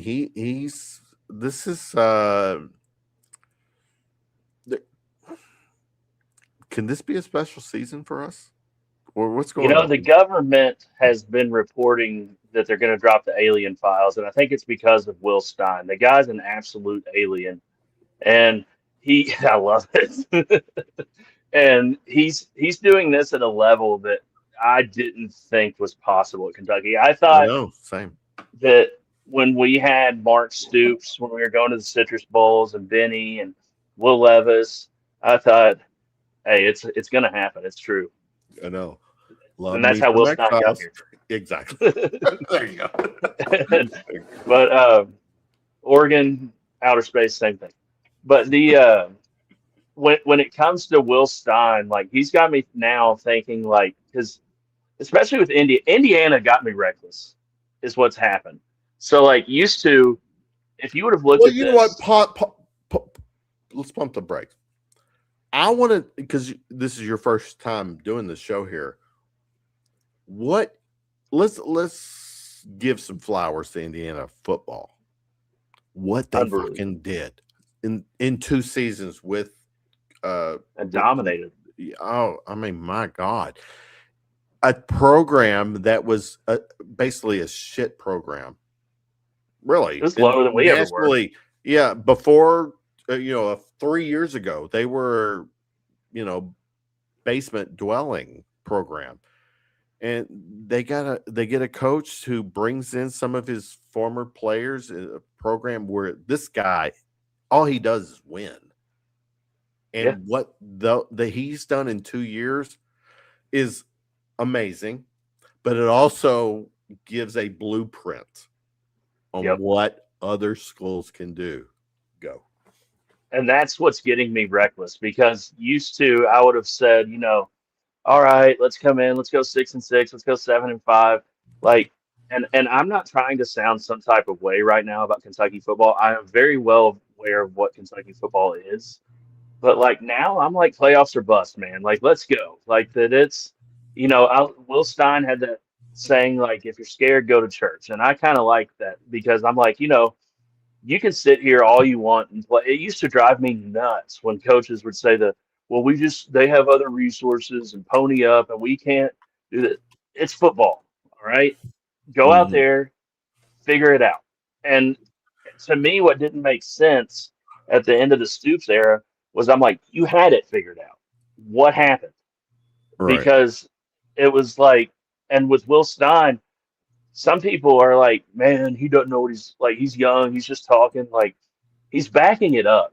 So, like, anybody, especially if you look at the national stuff, that you don't see anybody just dumping on Will Stein right now, Mhm. other than like Wolves fans, because I mean, he's getting players that Kentucky, quite frankly, and I kind of said it earlier in baseball, that Kentucky has no business getting. Like, No. some of these Right. graphics, and I tweet them out all the time, they're absurd. Like, that it's like finalists, Kentucky, Alabama, Auburn. Oh, and it's like, wonder where this kid's going to go. He's from Well, Alabama. And then he picks Kentucky. And that's it's like, always what do been. you do at that point? Like, the dude's got it. He's an alien. He's a wizard, whatever you want to call him. That's as a Kentucky fan, we're going back. I can many years when it comes to recruiting. You would pay attention to the kids that they were trying to recruit, and there was during the like Joker Phillips and even Rich Brooks era, and well, I'll take back Stoops early on. Kentucky was recruiting players, and you see the other schools, and they were typically be MAC schools. Now Stoops took us to a new level to where what's going on? Why am I hearing this sound? Did I hear a sound? Like, all right. And then Stoops took us to a level where recruiting wise, he was getting Drew. He was rubbing shoulders with other SEC schools, and for even better for worse, up until the time, uh, you know, Stoops left, he was still recruiting at a pretty high level for Kentucky standards. But what is happening right now with Will Stein? Where is he at? All right. You gonna do this all night, Brian? Lost my hearing. I'm kidding. So, Ryan or Drew, what Coach Stein has done this past week. Malachi Brown, Drew Williams, national publications right now, top 10, top 15. With this roster, we 6, 7, 8 wins has been the norm for a lot of Kentucky football fans. Just get us into the, a bowl game. We'll be happy. That narrative has changed with Stein. What did you see? What have you seen? What did you see this past week that, again, as a Kentucky fan, gives you I want your take on what the future holds for the football program, but also what he has done, not just for this coming season, but what does that propel us on down the road because of his resume, his pedigree, Stein putting players in the league.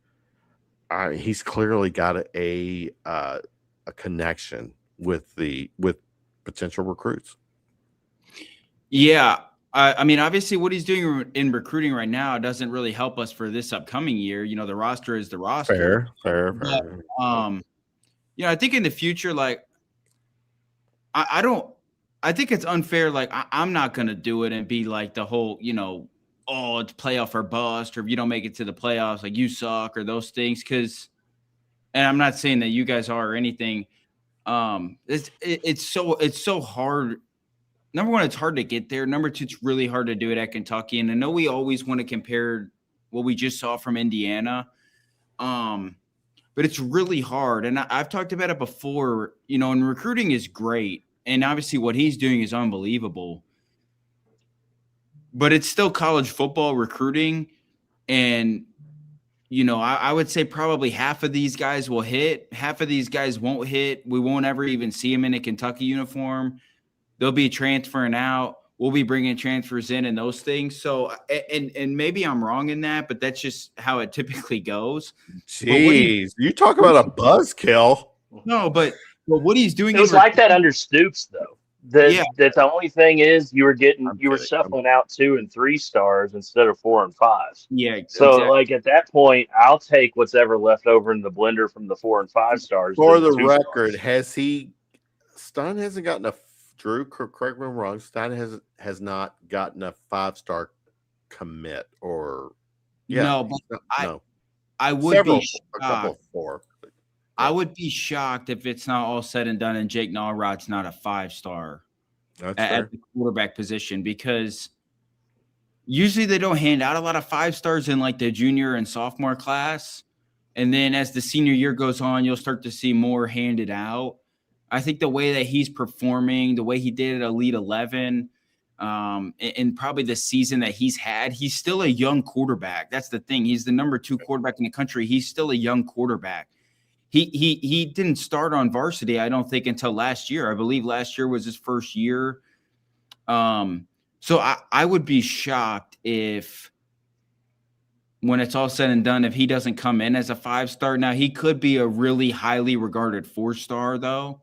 But 5 stars, 4 stars, whatever, this, that, pretty much the same thing. It's still blue chip prospects. Mm-hmm. You're seeing a lot of high level 3-star guys too. For this, stay with me here. For the 2027 class, is it fair to say that he potentially has built a top 15 recruiting class?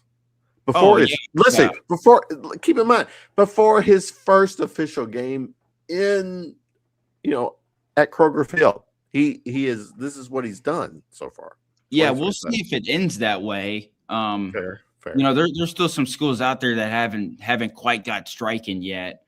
I think right now they're around 10 on most national recruiting services. Mm-hmm. So with that, they might still be able to hold on to that top 15 spot. I don't really know how many more recruits they'll get. They're around 25, if I'm not wrong. Maybe they'll keep loading up if guys want to keep signing up and committing to play here. We also have to remember none of these guys are signed yet too. Some of these guys could flip to other schools. We saw it the other day, a player flipped. So I don't like to be the buzzkill of it. It's more of just the reality of recruiting, and those things. And let's say Kentucky does struggle a little bit this year. If you don't think that Alabama and some of these schools aren't going to try to come pick these guys in December on signing day, then you're mistaken. And I know Ohio State's they've continued to keep pushes on Jake Nallrod and stuff like that. They tried to do it with Ponatoski late. So it's just interesting. And like I've said, half of these guys will probably hit, half of them probably won't. And that's just the way that recruiting is. And it's more of hit or miss in football than it is in any other sport, because there's so many guys, there's so many unique levels that these guys play at in high school, and the competition levels and the camps and all these things. So, but what he's doing is remarkable. I've never seen anything like it at this level at Kentucky football. And you just hope that a good percentage of these guys hit. Some of them contribute as freshmen and they want to stick around. They're winning games. And then from there, you go pick guys you want out of the portal. And that's when we can seriously have talks about oh shoot, Kentucky football, they're just as talented or near the top of the SEC. Will Stein, has success and proves himself as a legitimate good head football coach, because, he still hasn't won a game as a head coach, but he also hasn't lost one either. So there's a lot of positive momentum. It's just we still got to see. There's still so many question marks with what's actually going on, what this team's even going to play like, what the culture is going to be like. In fairness, guys, again, Will Stein has not coached a game yet. Yeah. That will happen in September. But the blueprint changed dramatically with Curt Cignetti at IU. So all he's done is potentially created headaches and sleepless nights for coaches who can't produce within a 2-year window. Now, what I'm hoping is that, actually not even hoping, what we're witnessing with Will Stein, what he's doing, if there's a blueprint to mimic Curt Cignetti, what Stein is doing, obviously as a fan, we would love to win a football national championship in 2 years. But you know what? Right now, I'm fucking pretty excited and thinking, if Cignetti can do it in 2 years, why can't we?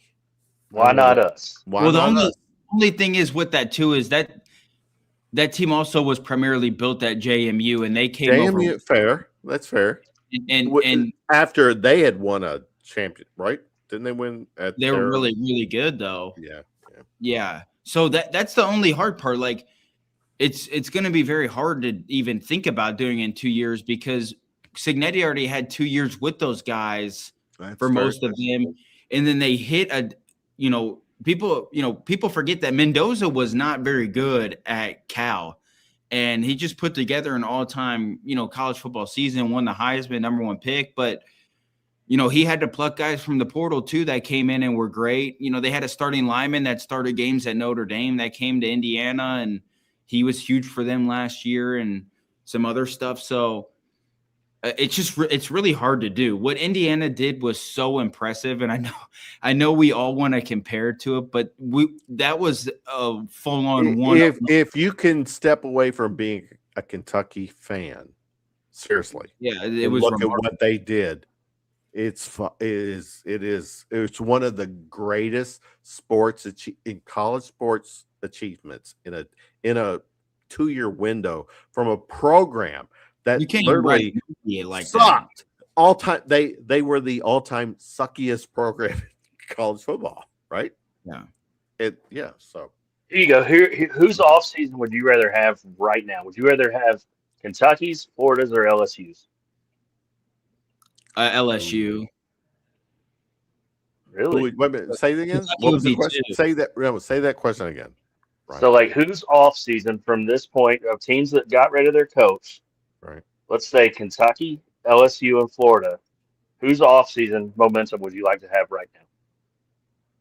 I'm staying with Kentucky. Or are you really thinking? Or Drew, go ahead. Say what. Yeah, I would take LSU because. Lane's he's a proven enough head coach. I know he wasn't the coach, but his team just made the college football semifinal. And look, at the end of the day, he's the head coach at LSU now. There's very few schools that are better than that.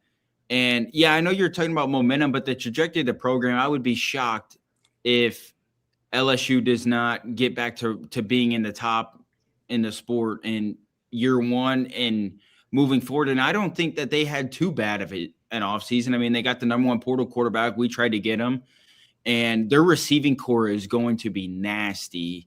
There's still some question marks down there, but we also and the other narrative, guys, is that LSU is a football school. Yeah, Kentucky is not a football school. So you know what else Lane Kiffin brings to town? The circus. Yeah, well, that too he does. But you know what? It's like comparing Kentucky basketball to LSU basketball. Like it's LSU football at the See, end. I don't think the gap's that big. You don't think what? Say it. I don't think the gap's that big right now. For Between like LSU and Kentucky right now in football, with the way they're projecting. Okay. Yes, in football. I don't think that the gap is as wide as people may think because, you've got Will Stein bringing in 4 stars. I mean, we see the schools he's competing against with these recruits. But my only thing would be Lane can get that to the top of the sport in like a snap of a finger. It's going to be. We don't know if Will Stein can or not. Exactly. That's the fun part. And keep in mind too, really, I don't know. I'm asking this question because I don't know. What is Kentucky's football NIL budget right now? Is it about 430? What is it? I don't know. I would guess whatever it is. It's probably fair to say LSU's is better than their. More LSU spent around $40 million on their roster this upcoming year. LSU is capable of getting any player. And I'll just say this. I went to a game the year they won the Natty in 2019. Me and my dad road trip down to hang out with one of his buddies. It was like words can't even describe the whole game day atmosphere, the environment. Tigers. Oh, yeah. No, I'm not going to even try to say that Cloverfield's a better environment.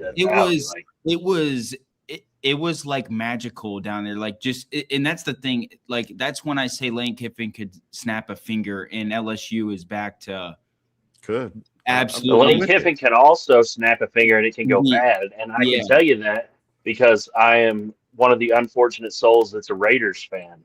That had to deal with Lane Kiffin when Lane Kiffin was not that great. Yeah.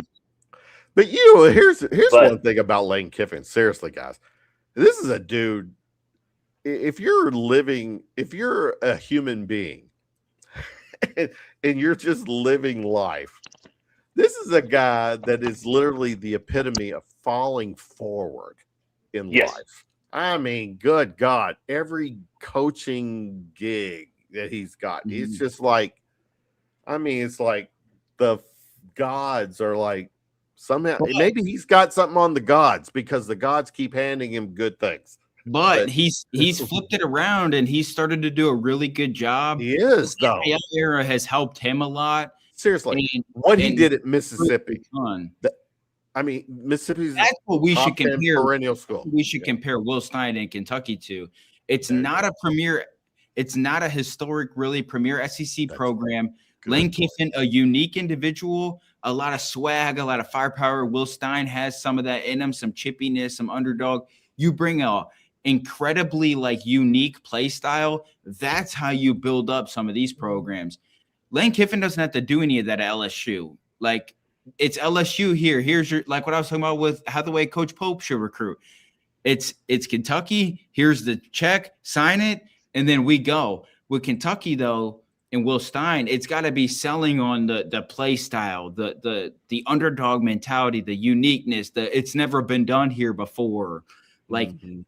That the same way that Kiffin brought up Ole Miss is the same way that I hope Will Stein brings it, because Lane Kiffin was recruiting like an MFer at Ole Miss too. Like he was pulling in some legitimate 4-star talents and some huge portal names as well. So I think that's a really good comparison as far as what we can hope Will Stein could do at Kentucky is what Kiffin just sort of did at Ole Miss. Hopefully, if we're in the playoffs, though, he doesn't leave us before our first playoff game, though. I think he's shown he's not going to do that. Yeah. Well, for in our benefit, he's a Kentucky kid. I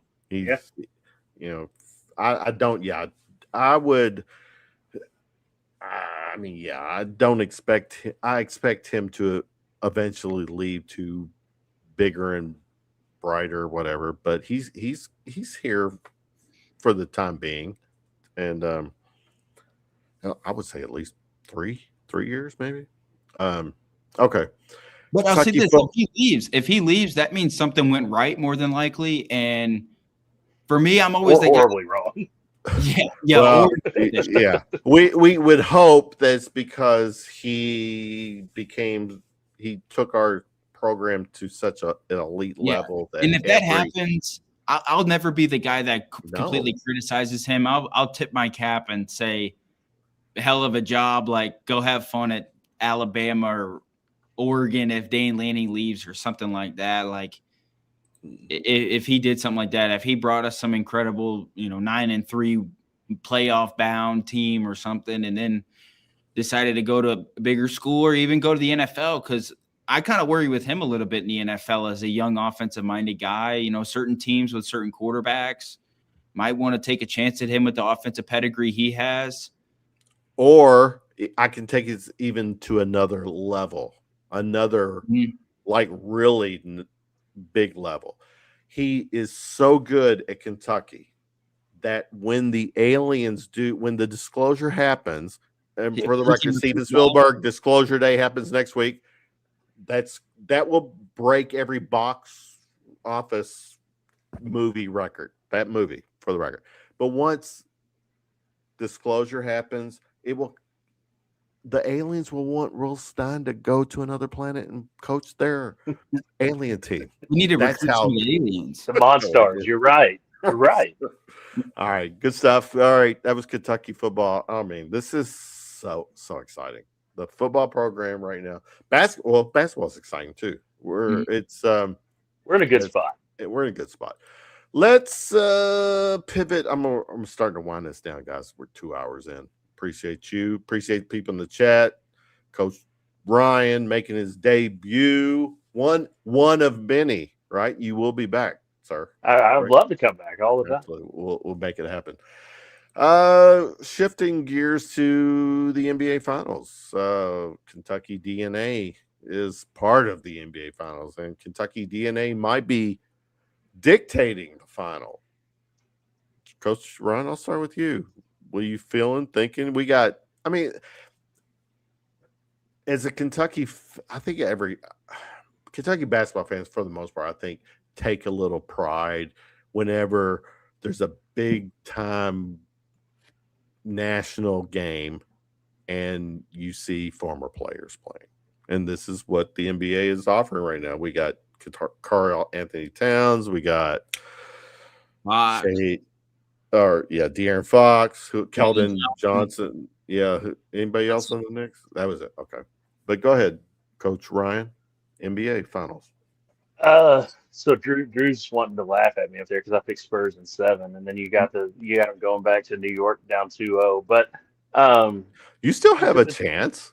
Yeah, with the NBA, albeit I just didn't see it how anybody was going to guard Wemby, and Cats kind of shut me up. But the thing with Kentucky people having that pride in the NBA, it is cool. I don't give it as much as other people do. Because I don't watch the NBA. Yeah, I mean, if you were to ask me, like, which player that I'm tuning in to see the NBA Finals for, the answer would not be any of the Kentucky ones. It would be Victor Wembanyama, and that like, is or it cool to see the latest LeBron James flop. Flop fest. Flop. But the SGA is kind of doing that too. But anyways, all right. He does too. I'm 100% with you on that one. But the thing with the NBA is, like, yeah, it's cool, but like, I'm kind of like you. Like, I watch and, like, but I don't really care. Like, if like, to sound like, I mean, I don't want to sound like a jerk, but that we had this argument with Wong talking about guys making $7 million. So the NBA guys are making a hell of a lot more than that. And sometimes the part that really soured me on the NBA just in general is the whole idea of tanking. And don't get me started on that. That I just view it as uncompetitive loser behavior, and that I just it's also a disrespect to your fans. It's disrespectful to basketball. Your fans, you have a fan base that whatever percentage is season ticket holders, and are in it to supporting the team, in some cases unconditionally, and then during the season it gets to the point where I'm going to show up to the money that as I've paid for tickets and given to this brand, I'm going to show up and I'm going to see the JV team play the majority of the game. Fuck that. I mean, good. No, that's that. Ugh. I can't. That's where, and I know they're trying to change that because obviously the tanking is to for draft purposes, and they've changed that. My take is that you just if you're going to do the ping pong thing or the whatever the ball thing is, that every team has the same chance. So if you won the fucking you won the NBA title, and you're one of the balls and it lands on you and you get the first pick, congratulations. You get the first pick, but you know what? To the NBA, unlike MLB, I don't think MLB. Anyways, NBA has a what's the salary cap? Salary cap. So if you're going over that salary cap, you got to make an adjustment. Do you want to invest in the recruit or the draft pick, or do you trade him for something? There's ways to do that. And again, NBA, that's one of the turnoffs is that if you're a fan and you're investing in this team and you just literally watch your team purposely lose. I mean, that's integrity. That's a negative take on the integrity of the league. Kobe Bryant would have literally punched somebody in the face if you told him to intentionally lose a basketball game. And that's not me speaking figuratively. He would have punched somebody in the face if you told him to lose a basketball game. Michael Jordan would have punched somebody in the face if you told him to lose a basketball game. So I hate that it's gotten to that. But when it comes to the NBA, it's just, the style of play is so different. They play 82 games. There's just a lot going against it that makes it really a different game than college basketball is almost entirely. And I personally think college basketball's got a better product, but I think that the NBA right now, the best thing that could happen for them is happening. And that, you've got Wemby in the finals. He looks like he's the next guy. And then you've got what you've got too, guys, is that you've got teams right now, young teams competing. The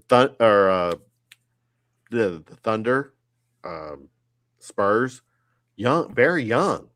And the Knicks being good is good for the league. It is actually.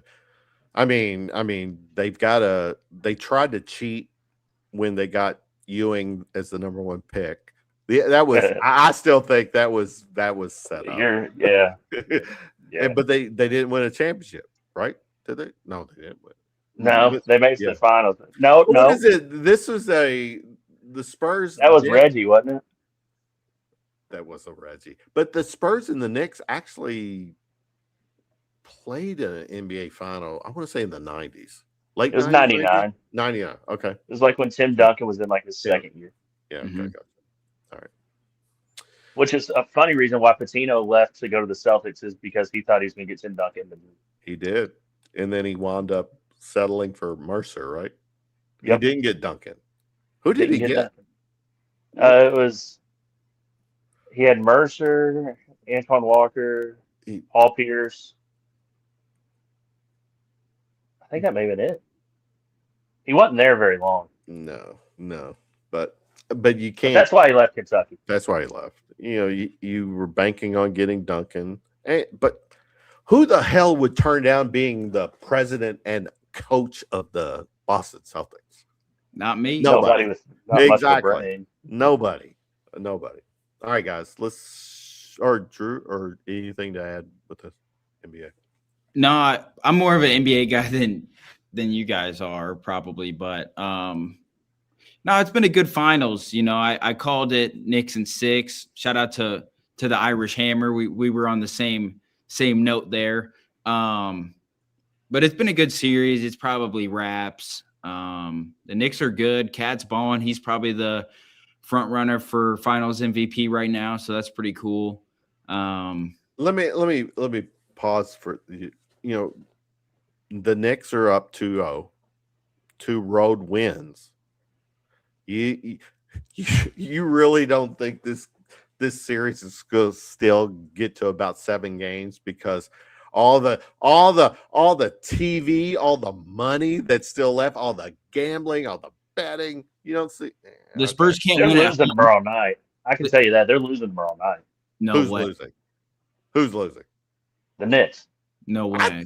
I watch. I'm telling you what. The Spurs can't win at home. They're not winning in an NBA Finals game at Madison Square Garden. Yeah, but you never played in a home game in Madison Square Garden where the nosebleeds cost $20,000 and the president's sitting courtside. Like, Oh, that's a good point. I think the pressure is going to be so high on those New York Knicks players. Now, Jalen Brunson doesn't appear to care, but you know the guys that it's going to take more than Jalen Brunson to beat the San Antonio Spurs. So that I think that I don't know. I'm predicting a loss because, and maybe I'm wrong again, and maybe I just need to shut up about the NBA. But the thing that I'm seeing is I think the pressure is almost going to be so much, and it's been cooked. Like when you turn on First Take or whatever tomorrow, that is all you're going to hear, and it's going to be really hard for those Knicks players to somehow stay in the moment and avoid the noise. Really hard. For the record, my opinion, First Take has nothing better than these takes tonight. I'm joking. First Takes. You're right. We're better. No, we're hanging. All right, we are winding up, but I gotta bring this up, guys. This was something that happened this past week or over weekend, I think. Let me pull up the graphic because it just means more if I do it. Oh, here comes an SEC graphic. No, updated concession prices. Let's I go. mean, honestly, I have to admit, I don't go to games. I'm one that I would rather watch on TV than actually go. I'll leave that to you kiddos to go and report back to me.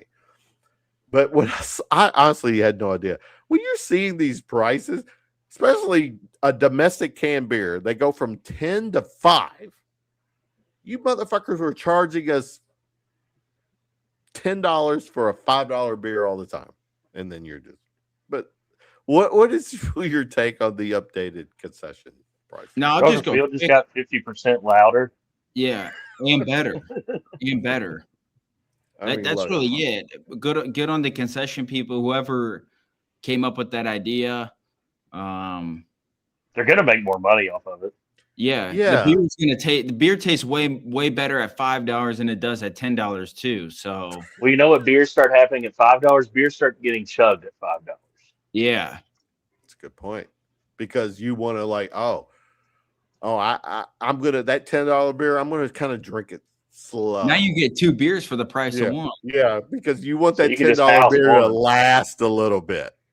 Now that $5 beer, I'm gonna drink 2 of those the same time that I did that one. Exactly. So, it does. Yeah. That Alabama game is gonna be wild. Wait a minute. 20-ounce soda and water. And water? Water was $7? What the fuck? A bottle of Dasani, yep. Yeah. How did these people sleep at night? Well, it's not just Kentucky, though. It's every stadium or event in America. It's crazy. I tried to get the other 59 states. I couldn't get them in time. Yeah. All right, guys. Let's final shots. Coach Ryan, you get to start. Final shot of the night. Whatever you want to purge, get out of your system, sport or non-sport related. Go. My final shot of the night is that Lexington has got to do better with these potholes and these drivers. I mean, what on earth is going on? New Circle Road looks like a war zone.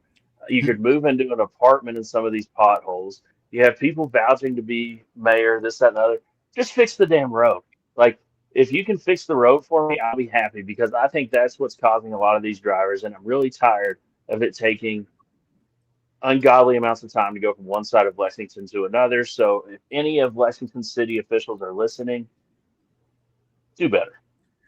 Oh man, it's funny you said that's your final shot, because my final shot is about kind of similar. I'll hold off. Drew, I'll start with you. What's your final shot? Yeah, I'm just happy that my final shot, I'm gonna cheers to Mark Pope. Big last 7 days. You know, just happy for the guy. Like I'm always critical of him all the time, you know, with certain things, but that's just because I'm passionate and whatever. But like, good for him. You know, he's gotten a lot of heat over the last everybody, you know, everybody's calling for his job and throwing him on the hot seat and giving him expectations, and goes on vacation, puts out a nice mini men video, gets Malachi back, locks down Milan, gets a commit today. Like, you know, I don't know what the future holds, whether he wins or loses here, but like, I'm just glad that like he's still all the way locked in. He's still doing what he's got to do. He's still, you know, working his tail off every day. Nobody wants to succeed more at Kentucky than Mark Pope. Nobody wants Mark Pope to succeed more at Kentucky than Mark Pope. Like, it But matters. more importantly, Drew, Mark Pope knows what it takes, what needs to be, what he needs to do to be successful, to have that tag, because he knows there's a certain point we won't settle for less than, you know.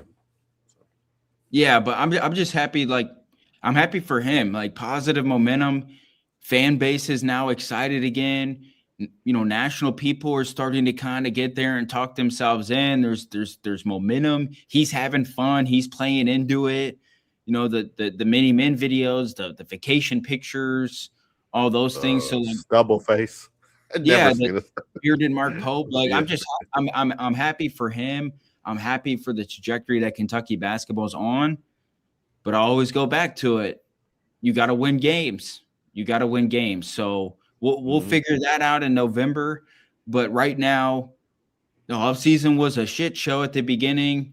It slowly started getting there. He closed the offseason extremely strong, already off to a good start with the 27 class. So I'm just happy for him, and praying for success in the future, and happiness for Mark Pope and success. So that's my Could you imagine a scenario, guys, where BBN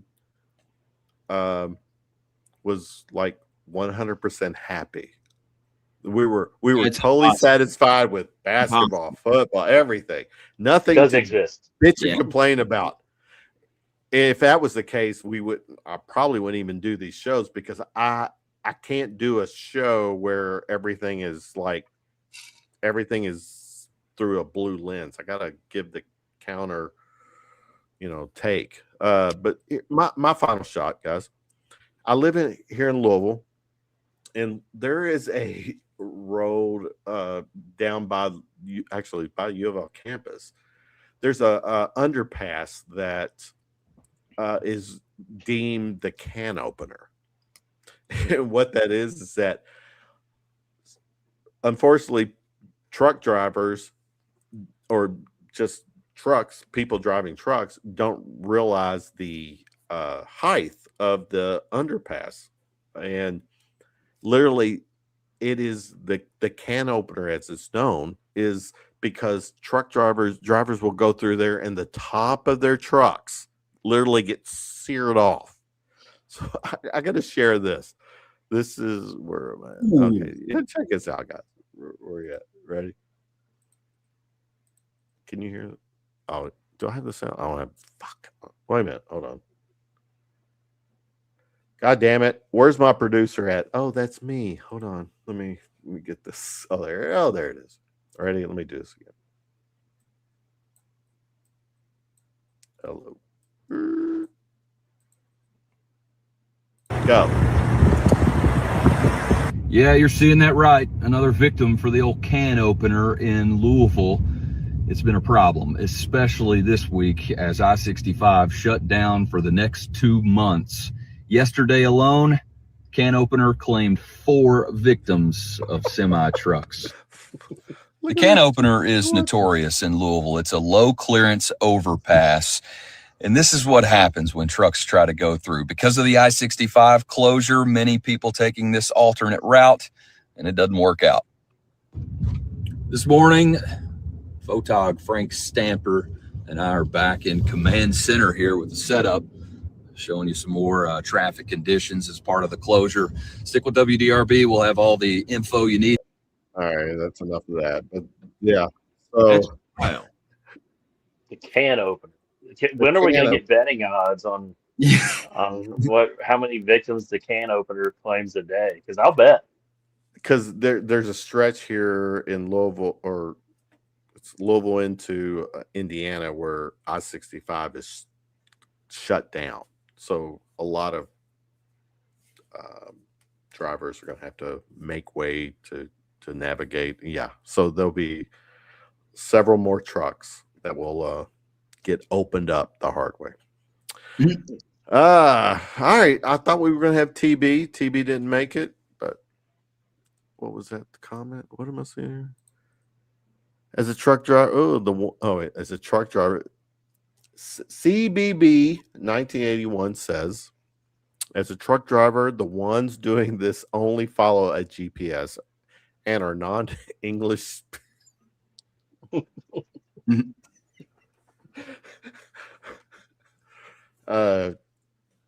Two full glasses of vodka tonight. I find that funny. So, well, CBB, safe travels. Stay away from the can opener. Don't, if you're gonna, if you're gonna go through the can opener, make your own video and share it with me. We'll do it. So yeah, for good stuff. Go viral. Coach Ryan, thank you for hanging out with us. Granted, it took Drew to reach out to you. You probably would have ignored every attempt that I would have made because I'm not Drew. You like Drew. You already said you professed your support for Drew, and Drew's a good guy. But seriously, Ryan, thank you. Yeah, appreciate it, Ryan. It's been a pleasure, guys. Love it anytime. Please accept this future invites because we love the vibe. It's just Sunday night, us winding down, talking about something we like to talk about. So 100%. good stuff. What you do have your own podcast. Plug your stuff for the audience. Go. Yeah, so you can find me at Coach Brian KY on Twitter. That's where I post most of my stuff. I write for ColumbiaMagazine.com. About to be in 3 more different publications as well. And then my show is the Big Blue Ball Show. I put it out about once a week. I kind of do it when I feel like it. Sometimes I've got a buddy with me. Sometimes I just go. So it's if you can go on Spotify or Apple, find it there. Appreciate you, brother. Good stuff. Drew, always a pleasure, my BBN son. Thank you. And yeah, anytime.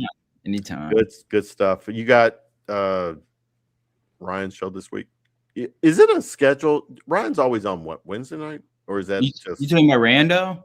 I said Rando. Ryan, I said yeah. Yeah, we have Wednesday and Saturday. Okay. We share you, right? Yeah, exactly. Yeah, exactly. I'm the middleman. Right. You are. Appreciate you. All right. For Ryan and Drew, everyone in the chat, thanks for hanging with us. Thanks for the comments. Again, if you like us, please subscribe, like to our page, to these guys. It's good stuff. We are here every Sunday night, just winding it down, talking Kentucky sports. We wish everyone a good night and a good week. Go Cats. Peace out. We'll be back next Sunday. Good night. Cats. See ya. Good night, guys.